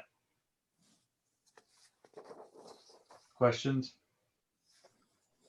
All right, hearing none, we'll now move to item 14B, which is the Conception Fremont Capital Improvement Project. General Manager Logan, please introduce the item. Yes, thank you, Mr. President. The Concepcion Fremont construction by Parisima Hills Water District is now in the design phase. This construction will require district-owned hydrants and infrastructure to be removed and replaced or relocated, and hydrants added for fire safety protection.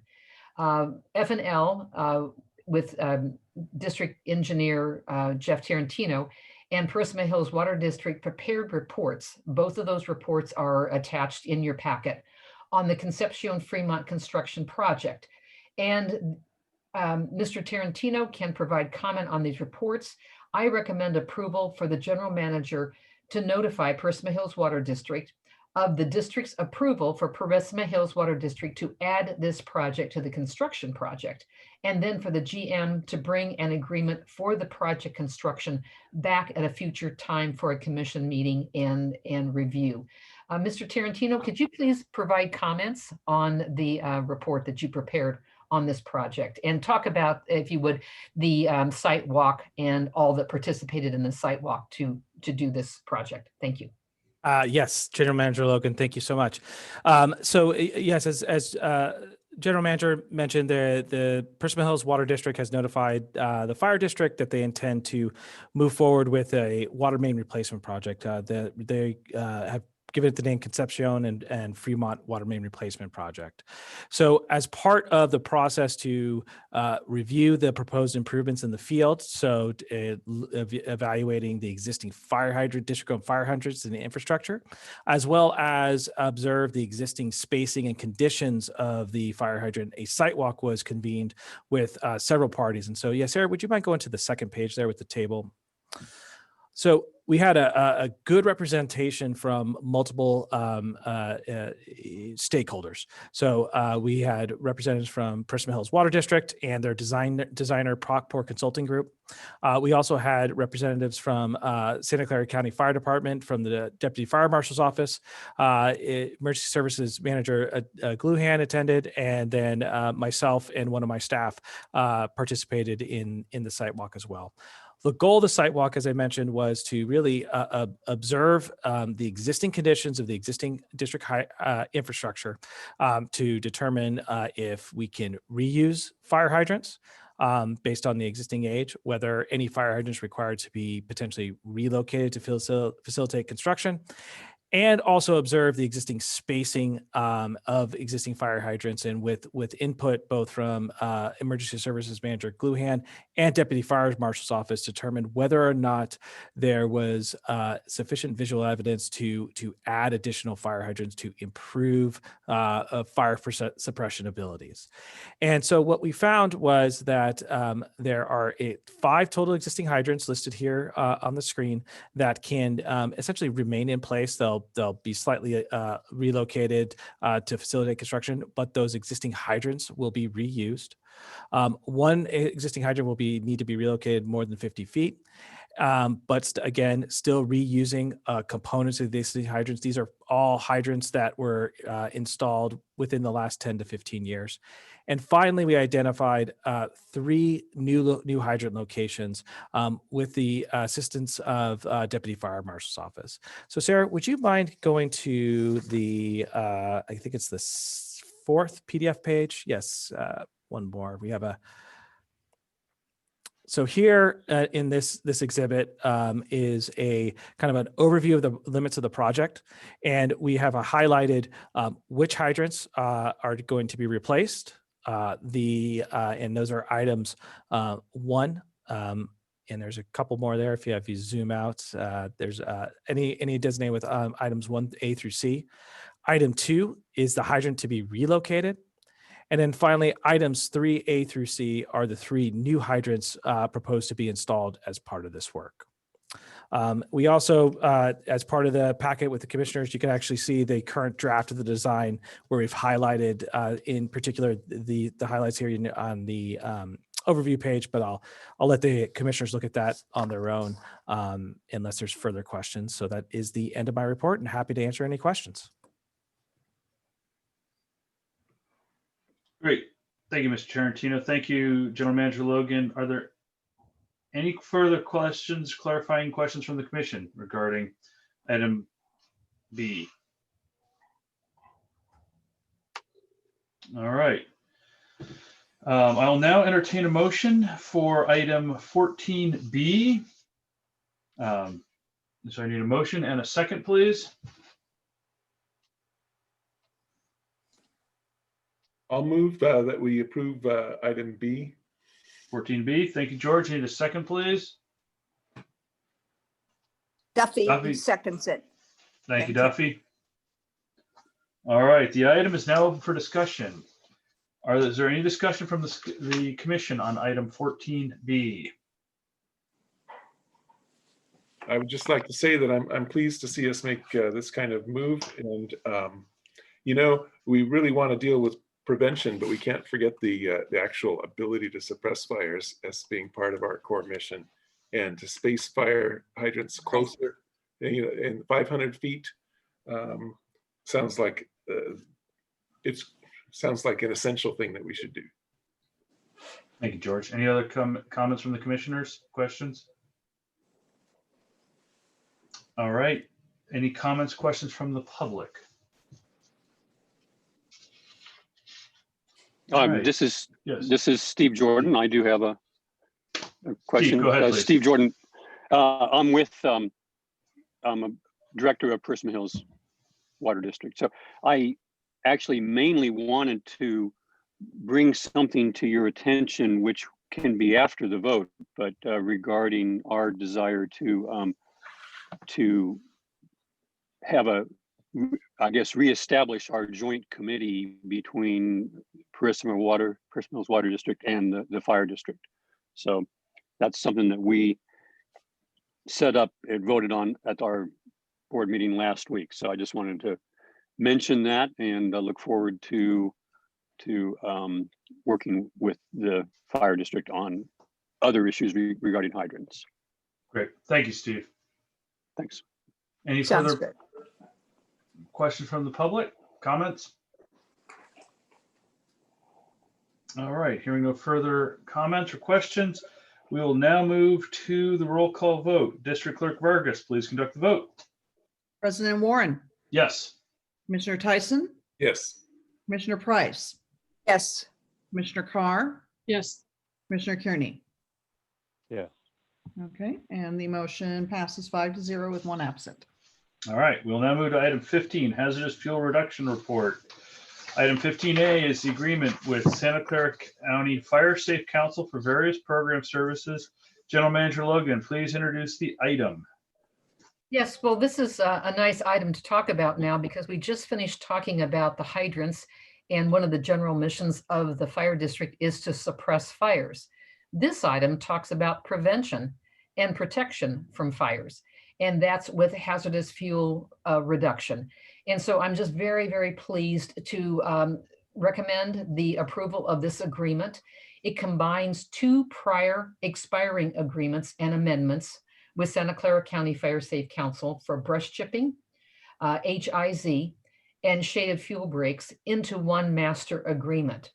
It also this agreement also lists projects planned for development and funds the projects in Exhibit B. The funding and services are for the calendar year 2021. At the end of 2021, another funding exhibit will be brought to the Commission for consideration. I would like to introduce on the meeting tonight, Fire Safe Council representatives for their comments. And just to say how much the district has enjoyed working with Fire Safe Council and continue our partnership. So Seth Chalet, who is the CEO of Santa Clara County Fire Safe Council. Seth, I think you are there. And I am indeed. Can you hear me? Yes, I can. And thank you if you could provide some comments. I appreciate it. Well, first of all, thank you, Jay, and thank you very much for the opportunity. I'm glad we're moving a little quicker because I almost fell asleep last month. It was a little late for me, but I appreciate it, and I think all the members do too as well. So thank you. And indeed, I had joined probably about 2 months ago as the CEO for the Fire Safe Council, and we've had an ongoing relationship with the district. And we have worked pretty closely both with Jay and with Sarah to make the agreement more efficient, to allow the agreement to be a multi-year agreement with a budget for next year to be approved next year, depending upon the services. Right? We wanted to make sure that you have the opportunity to optimize and customize your services. So we will revisit that next year, assuming hopefully that you're satisfied with the work that we do. And I'm willing to entertain questions as needed. Great. Jay, any further comments? Nope, ready All for right. a motion. Thank you. Thank you, General Manager Logan. Thank you, Mr. Chalet. Are there any clarifying questions from the commissioners? All right, I'll now entertain a motion for 15A. Any further? I need a motion, please. Move approval. Okay, go ahead. I think Terry got there first. Yes, Terry, please carry on.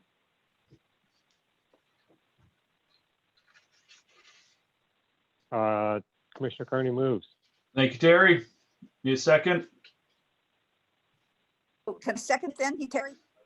Oh, Terry moved, so Terry. we just need a second. Duffy. Second. Thank you, Duffy. All right, the item's now open for discussion. Is there any discussion from the commissioners on 15A? Is there any public comment on item 15A? Yes, Alan has a question. Yes, Alan. Alan? Go ahead, please.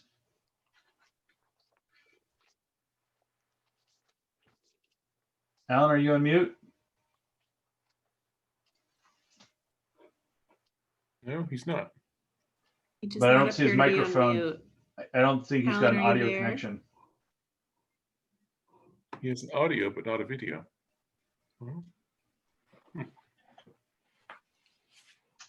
Alan?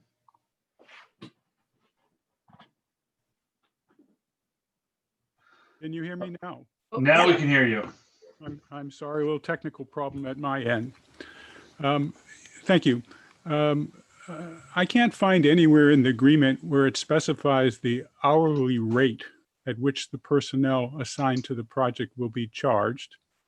I did not see any requirements for any special training or expertise or specific personnel identified to perform the work. And I just a question about procurement practice. I just would like to understand why this contract does not have to be put out to bid. Thank you. That's a good question. Jay, can you address those?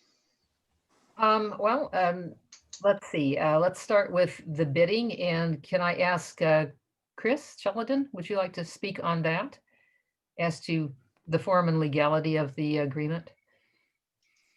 Sure, I'd be happy to. So we did, General Manager Logan and I did have an ongoing conversation on this particular contract. And in terms of competitive bidding, the bulk of the work under the contract involves Fire Safe Council engaging chipping contractors to chip brush by private homeowners who put that in on their property to be picked up. That would not be a public works project. That would be subject to competitive bidding requirements. However, in order to safeguard the district's resources, the contract does provide that the Fire Safe Council, the district's contractor, puts out those individual contracts out to bid for tree contractors to come and bid for that work. So the first point about the competitive bidding is that this is not a public works project. It's not work on public property that would be normally subject to competitive bidding. Secondly, the other type of typical what's called a QBS or qualifications-based procurement would be for professional engineering, architecture, the types of things that require a professional license. This work does not require a professional license, so it wouldn't be subject typically to the county and state law relating to what are called QBS procurement methods. That is not to say that in general, we would prefer to do a competitively bid situation. Even if we're not doing a low bid, we would want to have some level of competition. And in discussions with General Manager Logan, this replaces an existing contract or existing contracts to go forward on a going forward basis. We talked about the fact that there really is not in the marketplace another vendor that would provide these types of services, that Fire Safe Council is really the only vendor here. So as a general matter, I've covered that it's not a public work. I've covered that it's not a qualification-based selection like an engineering or architect contract. And then thirdly, and during the county procurement process, we have what's called a sole source or single source procurement, where essentially the county, and in this case, the fire district, essentially makes a finding that there wouldn't be an ability to put this out to competitive bid because the belief is that the Fire Safe Council is really the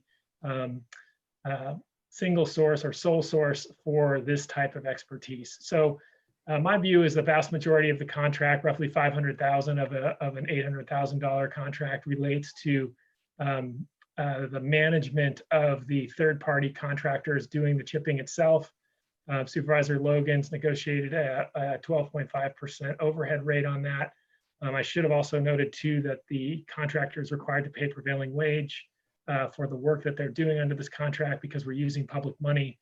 So that's my relatively long-winded answer to say we don't believe that this project is legally required to be competitively bid or really could be practically competitively bid.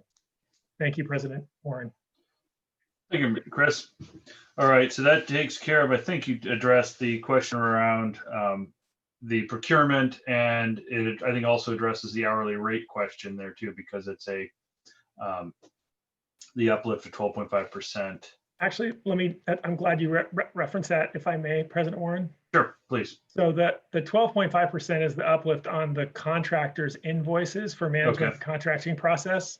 And in response to a member of the public, Epstein's question, and I also want to recognize too, member of the public Epstein does provide his questions ahead of time to the meeting, which I want to just recognize as being very, very helpful to provide thoughtful answers by the staff.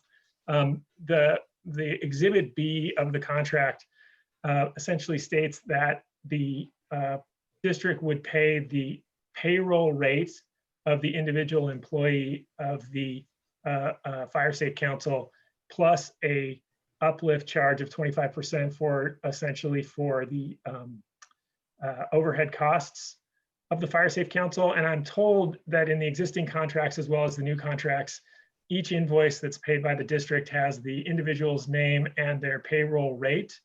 And I'm told that these individuals change, their titles change, and then so essentially the district reimburses the Fire Safe Council for the actual rate of pay of each employee, and that's reviewed each month by the district to ensure that the amount of work that's being conducted is by the appropriate people at the appropriate rates. And I'm getting a little bit out of where I want to be in terms of letting General Manager Logan respond to the economics of the contract.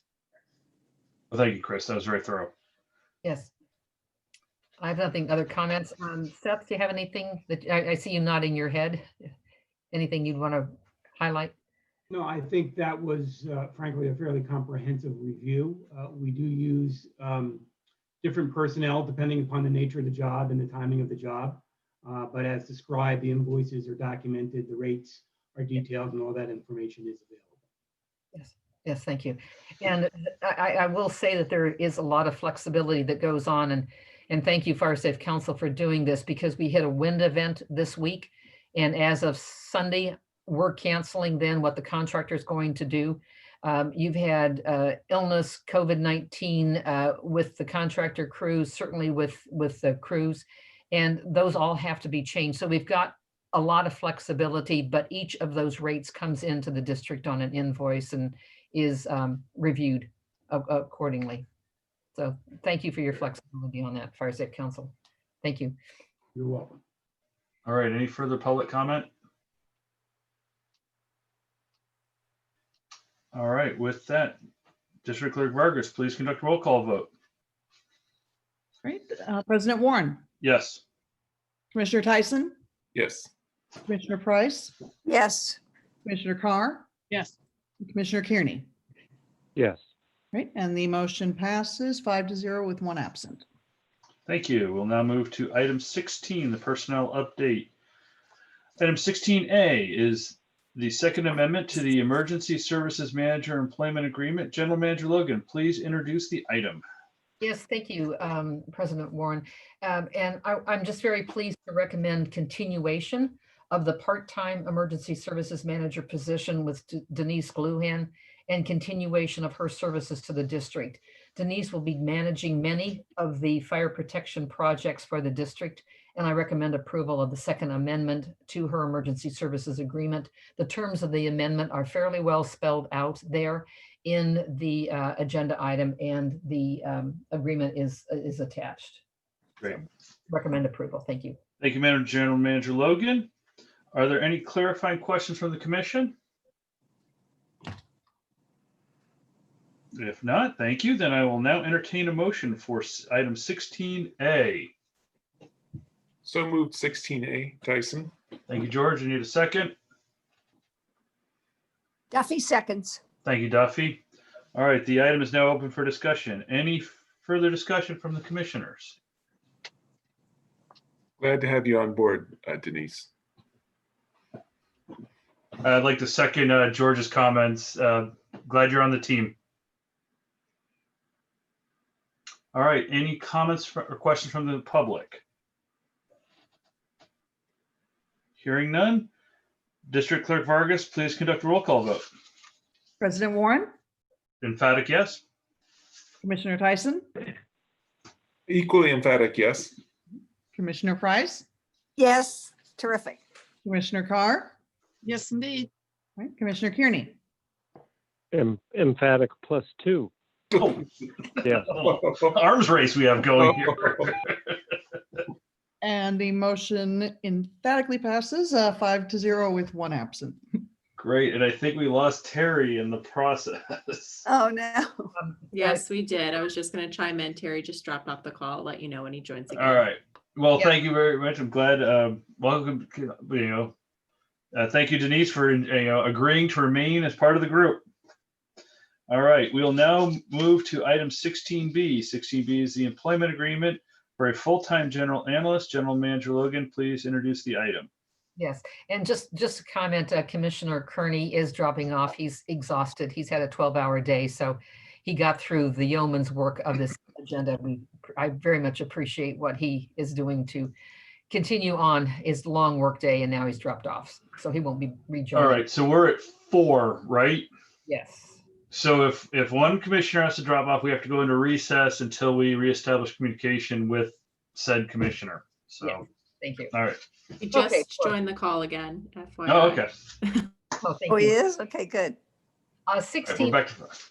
Yeah, 16B. I'm very pleased to finally fill the part-time position for the remainder of the year as a full-time position to coordinate ARC and CERT, Los Altos Hills CERC and volunteer activities, training, Zoom meetings in partnership with surrounding agencies. That includes Town Hall, Los Altos Hills Town, the Emergency Communication Committee, and HAMS and staff. So the position is budgeted to continue as a full-time position and speaks of the importance of dedicating this position to serving the community and its volunteers. I recommend approval of the position description and the employment agreement with Victoria Beebe for a full-time general analyst position effective February 1st, 2021. End of my statements, and thank you. Thank you, General Manager Logan. Are there any clarifying questions from the commission? Duffy speaking. I have to just say that Victoria has given more than 100% to this position, whether it's part-time or now full-time. Would be wonderful having her aboard. So she's extremely good in holding and conducting these CERT meetings and in following up on things like questions that come up. She follows through on everything. So she's really demonstrated her by performance that she's more than worthy of a full-time position. Thanks. Thanks, Duffy. All right, I will now entertain a motion for item 16B. I propose accepting. Janice makes a motion. I need a second, please. Duffy seconds. Thank you, Duffy. The item's now open for discussion. Is there any discussion from the commission? Is there any discussion from the public for item 16B? This is Steve Jordan from Prisma. Yes, please, Steve. Just really a question is, do I understand it? This is just for the year? A year-long contract, 12 months? Yeah. And why is it just for a year? Is it a continuing need? It is, let me speak to that. Thank you, Steve. It's Sure. a continuing employment agreement.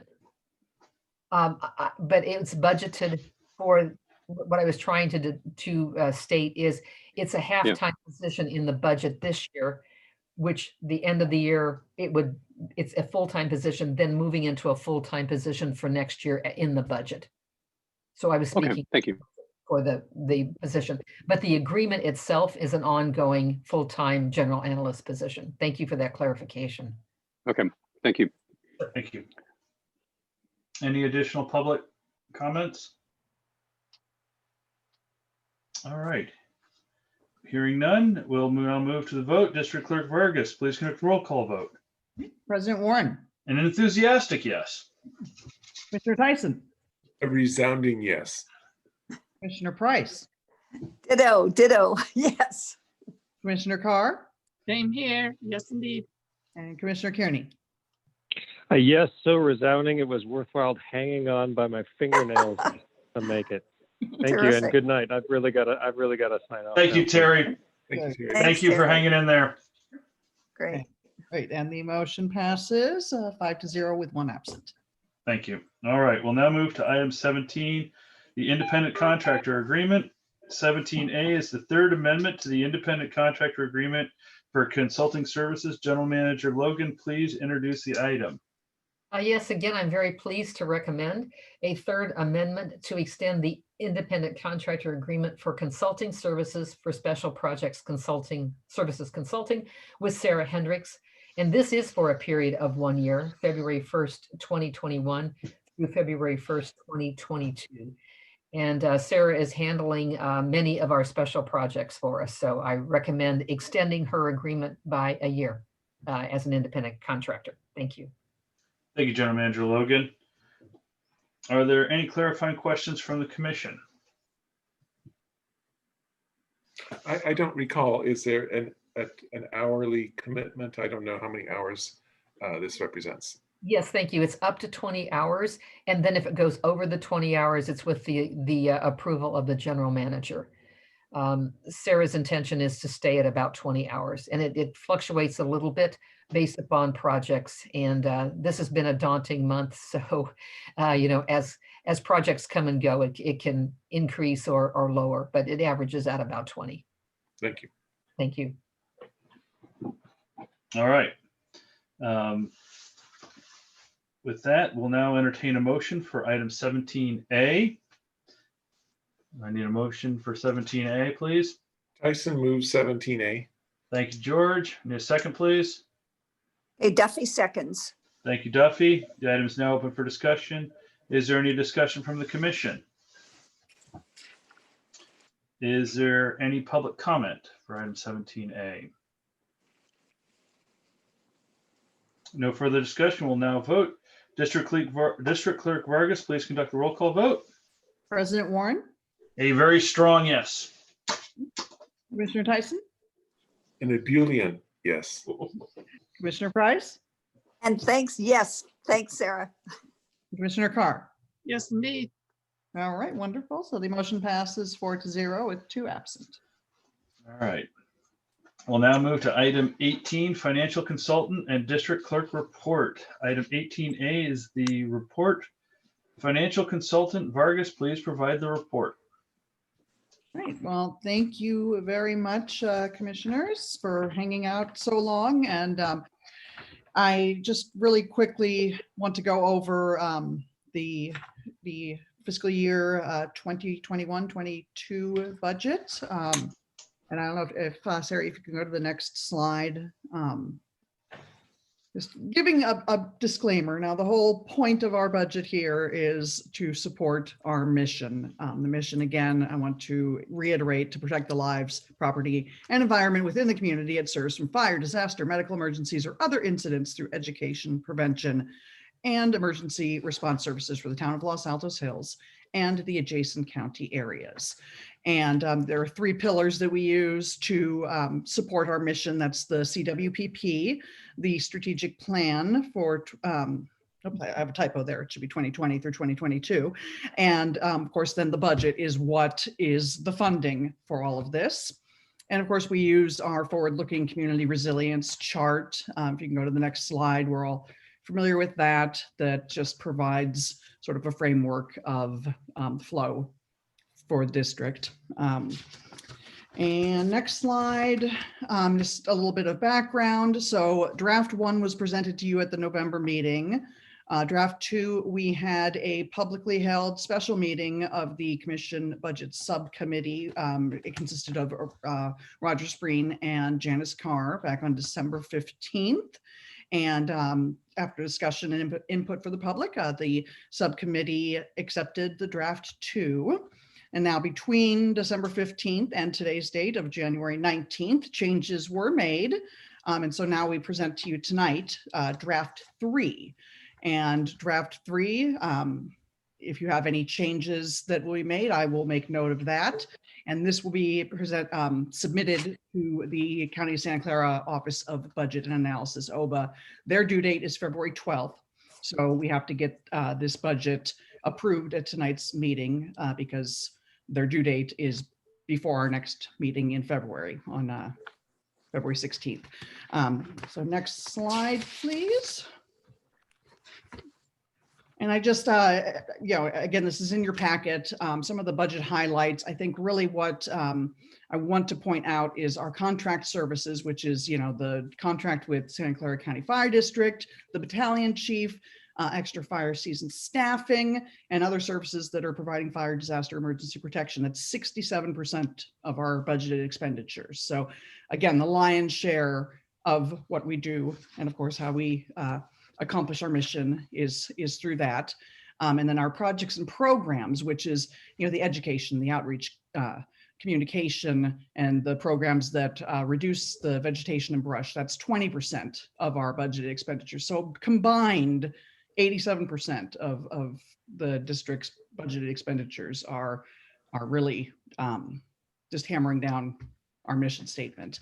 And then I will really quickly kind of jump from my slide, but there, what I sent to you, I think last night and this morning, there were 3 different Excel spreadsheet budgets that were presented to you. One of them is it provides sort of a historical data, giving you actual amounts for the past 3 years, reprojecting the current year budget, and then the fiscal year 22 budget. And then we also have a new sheet. I call it the sort of the strategic plan objective sheet, which this is tying our line items on our expenditures and the revenues to the strategic plan. And I've put the strategic plan objective number that these items apply to next to it. And then of course, add some little notes of where do some of these numbers come from, and why are certain numbers higher or lower. Anyway, just a brief summary, because I haven't had a chance to work on the narrative yet, and I apologize for that.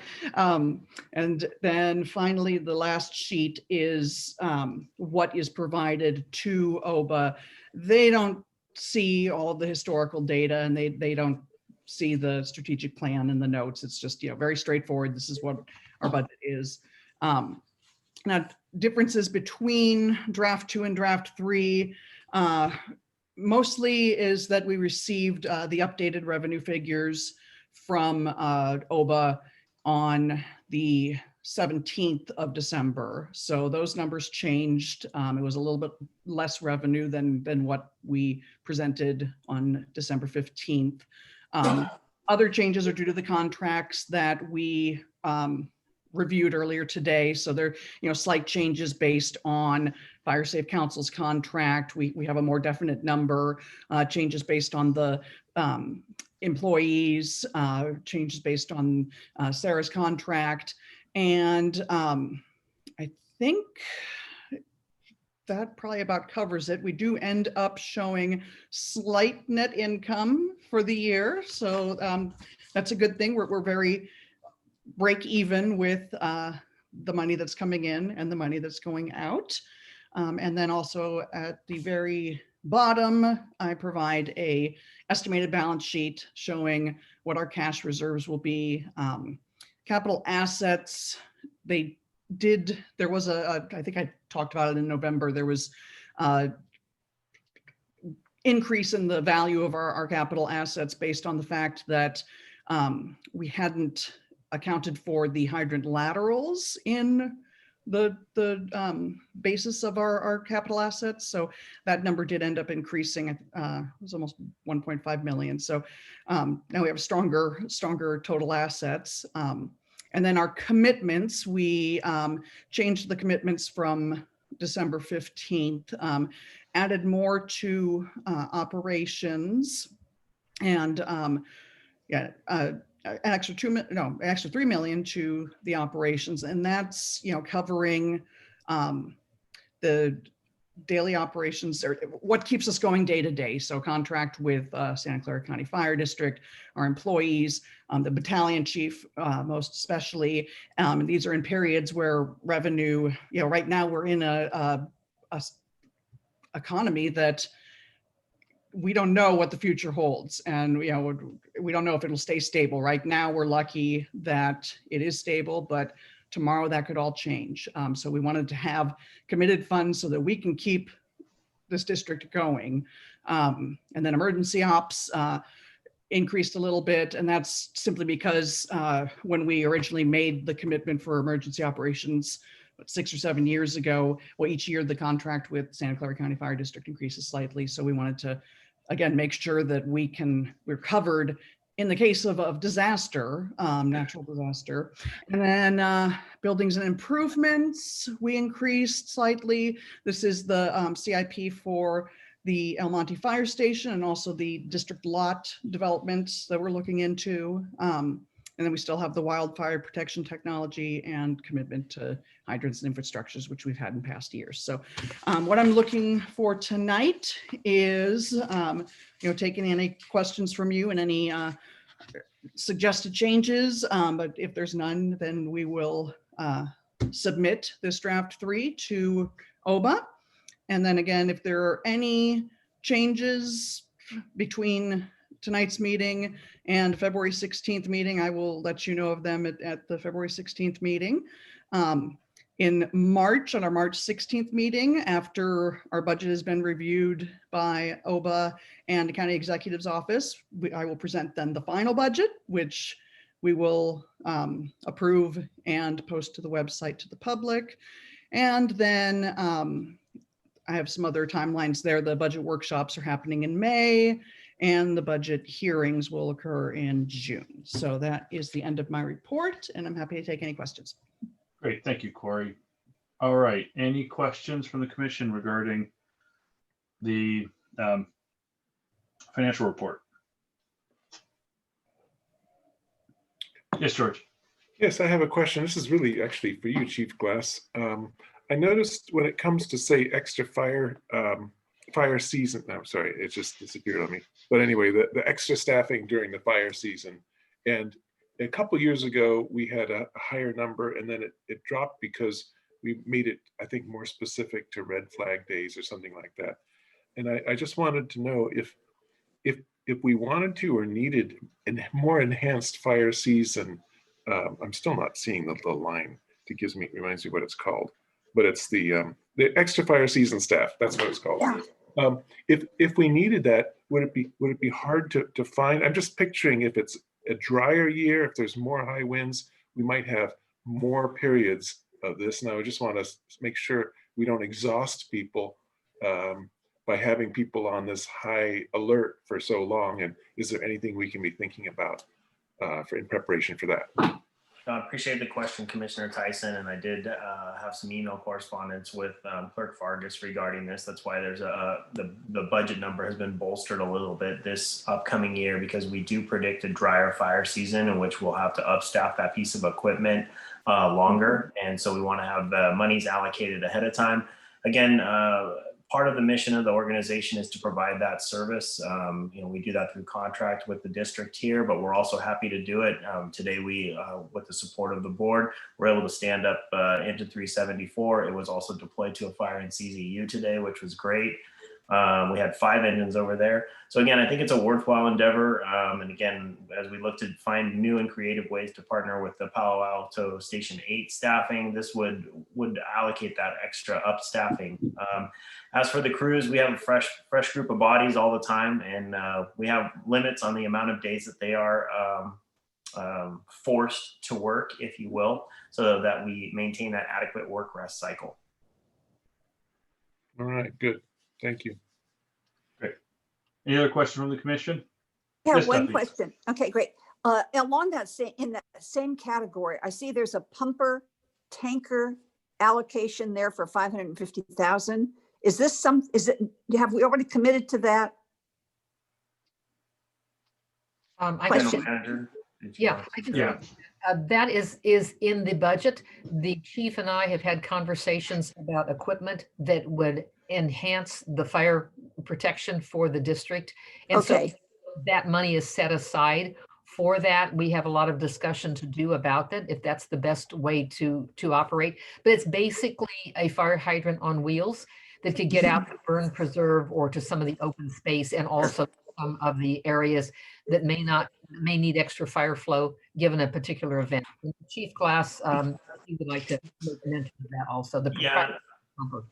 Yeah, no problem. I'm happy to speak to that. And some of the nomenclature is a little confusing. So we say things like pumper, tanker, pumper, tender, but in California Fire Service, we would refer to that as a water tender.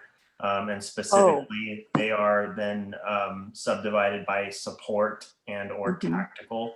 And so what we would be looking at is a tactical type water tender for the Los Altos Hills Fire District, to be able to bring that, as General Manager Logan stated, it would be a mobile fire hydrant or water system.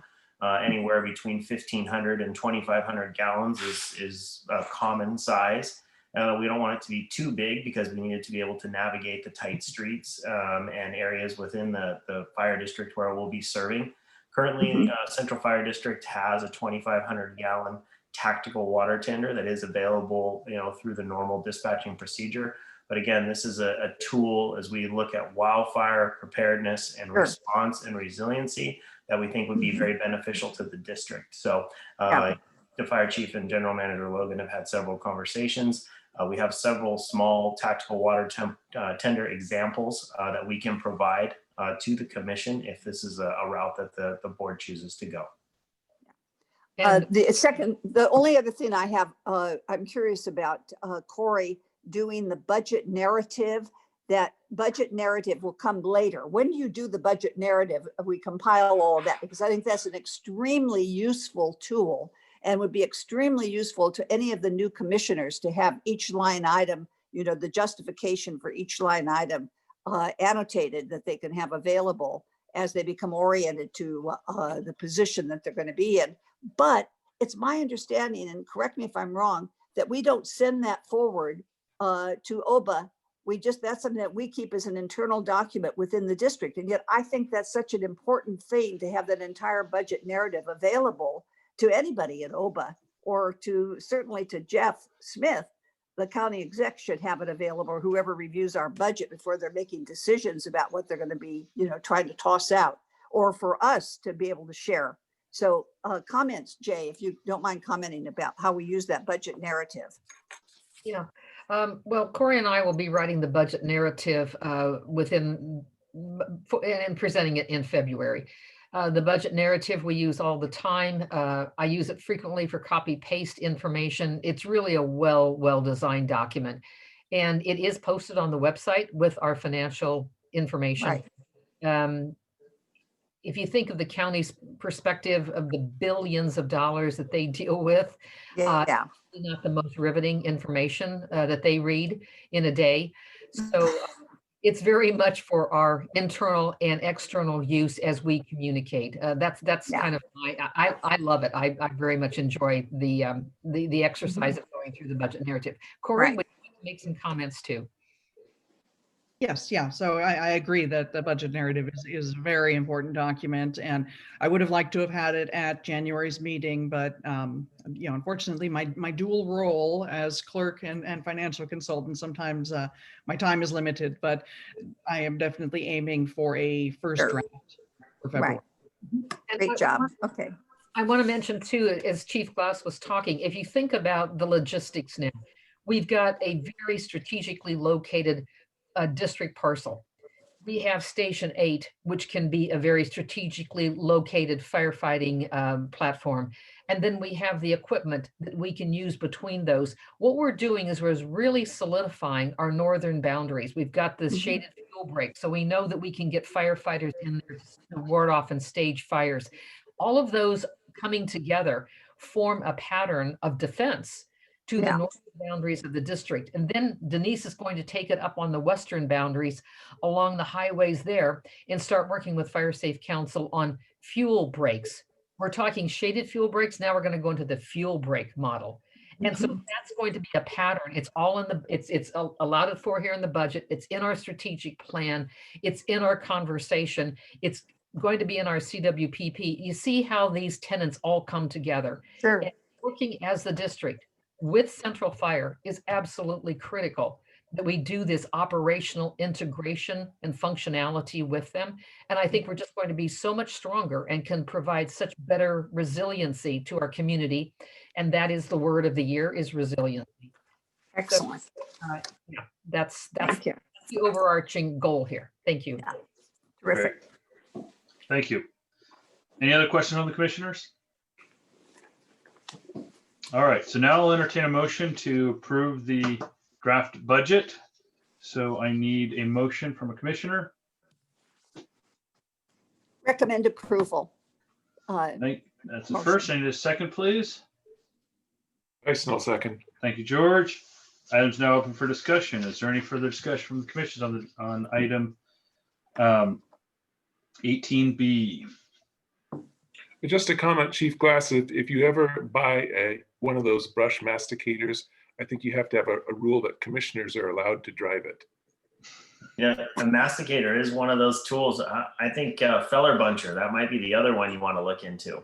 Grab the tree by the base and chop it, and then we'll wave it around like a stick. Ooh, pretty cool. Sounds good. All right, thank you, George. We need a second. Anyway, we've got a second. We've already got, that's commission comments, and we need a public comment. 18B. Yes, Alan has a question. Yes, Alan. Look how cute. He does his little hand. Thank you. I don't know if I can complete my comments in 3 minutes, but I will try. First, I'd like to comment on the reprojection for FY21.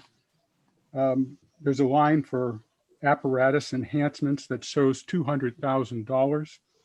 I believe that may refer to the additional cost for the rescue, but I don't believe the rescue will be delivered this year, so I don't think that $200,000 will be expended.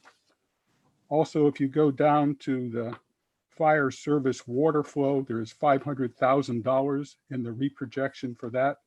I don't think there's any fire service water flow improvements allowed at this point in time. So the projection is $700,000 less than that, than what is shown.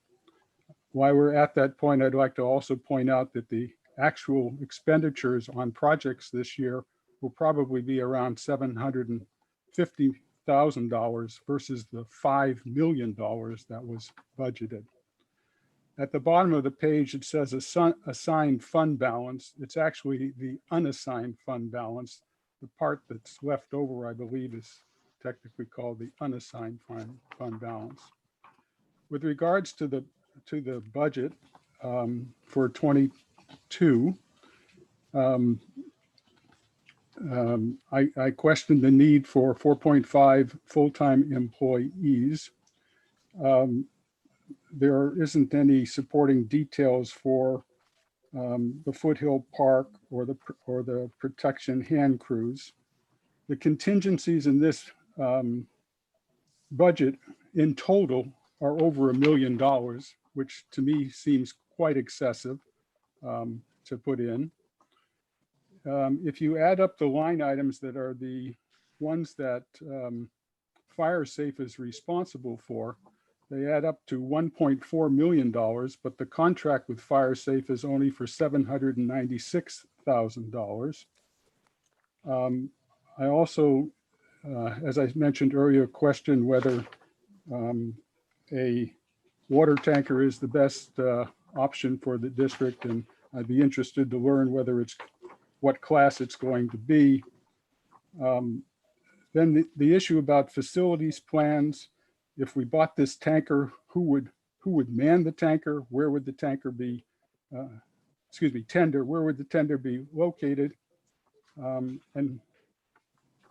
the question of a masticator came up, and the chief, when he made his recommendations about wildfire planning, he didn't ask for another water tender, but he did ask for a bulldozer, a means to convey the bulldozer, a Type 6 engine, and a masticator. And I guess my question is if we're going to be a regional contributor, maybe those things might be better investments for both the district and the region. Thank you very much. Thank you, Alan. Thank you for your comments. All right. With that, any other further public comment? I can just address a couple All right. things. Thank real you, quick. Corey. Yeah.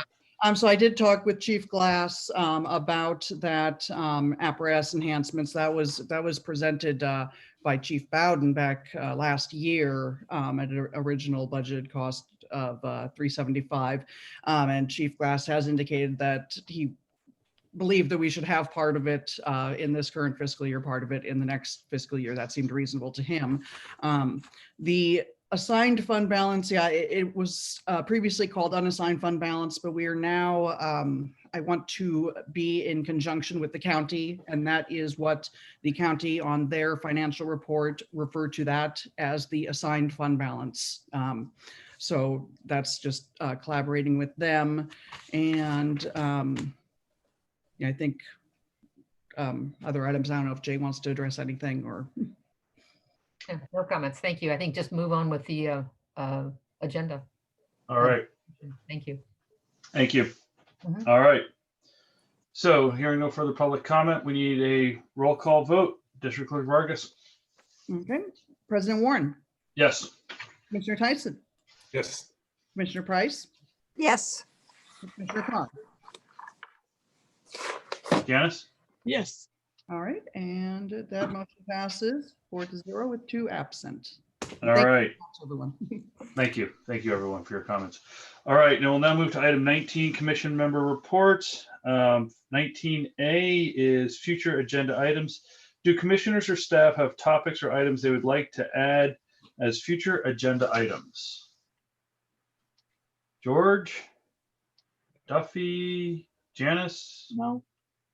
Oh, thank you. All right. Is there any public comment on this item? If not, then we will move to item 20, election of officers. Item 20A is election of commissioner president. All right, and I would like to make a motion. Yes, George? I move that we elect Mark Warren as president of Fire District. Well, I appreciate the vote of confidence. Thank you, George. Second. There's been a second. So I think District Clerk Vargas, we need a roll call vote. Okay, and President Warren. I think I have to abstain out of just. Commissioner Tyson. Ooh, I'm running out of adjectives. An effervescent, yes. Bubbly. Commissioner. Bubbly, yes. Yes. Duffy, yes. Okay, and Commissioner Carr. Yes. Okay, and so we are motion passing Tyson as president. That is three. Tyson is president? What? No, no, no. No, but Warren. Yes.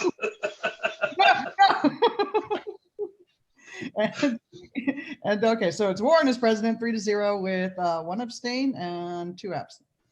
All right. Can I chime in for a second? I'm sorry to be a stickler, but with only 3 votes, we would not have a quorum of the board approving that. So I would ask President Warren to reconsider his vote and vote for All right. the motion. Under the advice of counsel, Yeah. I am changing my abstention to a yes. Thank you, Chris. Thank you very much. I appreciate Good job, the Chris. Good job, Chris. good catch. Let the All record right. show that 4-0 with 2 absent. All right. Thank you, everyone. I appreciate the vote of confidence in re-electing me. All right. So I'd like to now move on to item B, which is Commission Vice President. And so for item 20B, I did speak to Melvin and asked if he would be willing to continue to serve as the vice president of the commission, and he agreed to. So in his absence, I would like to renominate him, and he said he would accept the nomination for the role of continuing to serve as the district vice president. So I'm nominating Melvin Vaughn to serve as vice president. I will second. Tyson will second. All right. I will now enter. So Commissioners Warren and Tyson have nominated Commissioner Vaughn to be vice president. Is there any discussion from the commission? Is there any public comment on this? Hearing none. District Clerk Vargas, please conduct a roll call vote. Okay. President Warren, Yes. Commissioner Tyson, Yes. Commissioner Price, Yes. Commissioner Carr. Yes. Okay, and Commissioner Vaughn will serve as the vice president by a vote 4-0 with 2 absent. 2 absent. All right. That allows us to move to item 21. This concludes the January 19th, 2021 regular meeting of the Los Altos Hills County Fire District. The meeting is now adjourned at 9:33 p.m. The next regular meeting will take place via Zoom on February 16th, 2021 at 7 p.m. Special Project Services Consultant Hendricks, please stop the recording.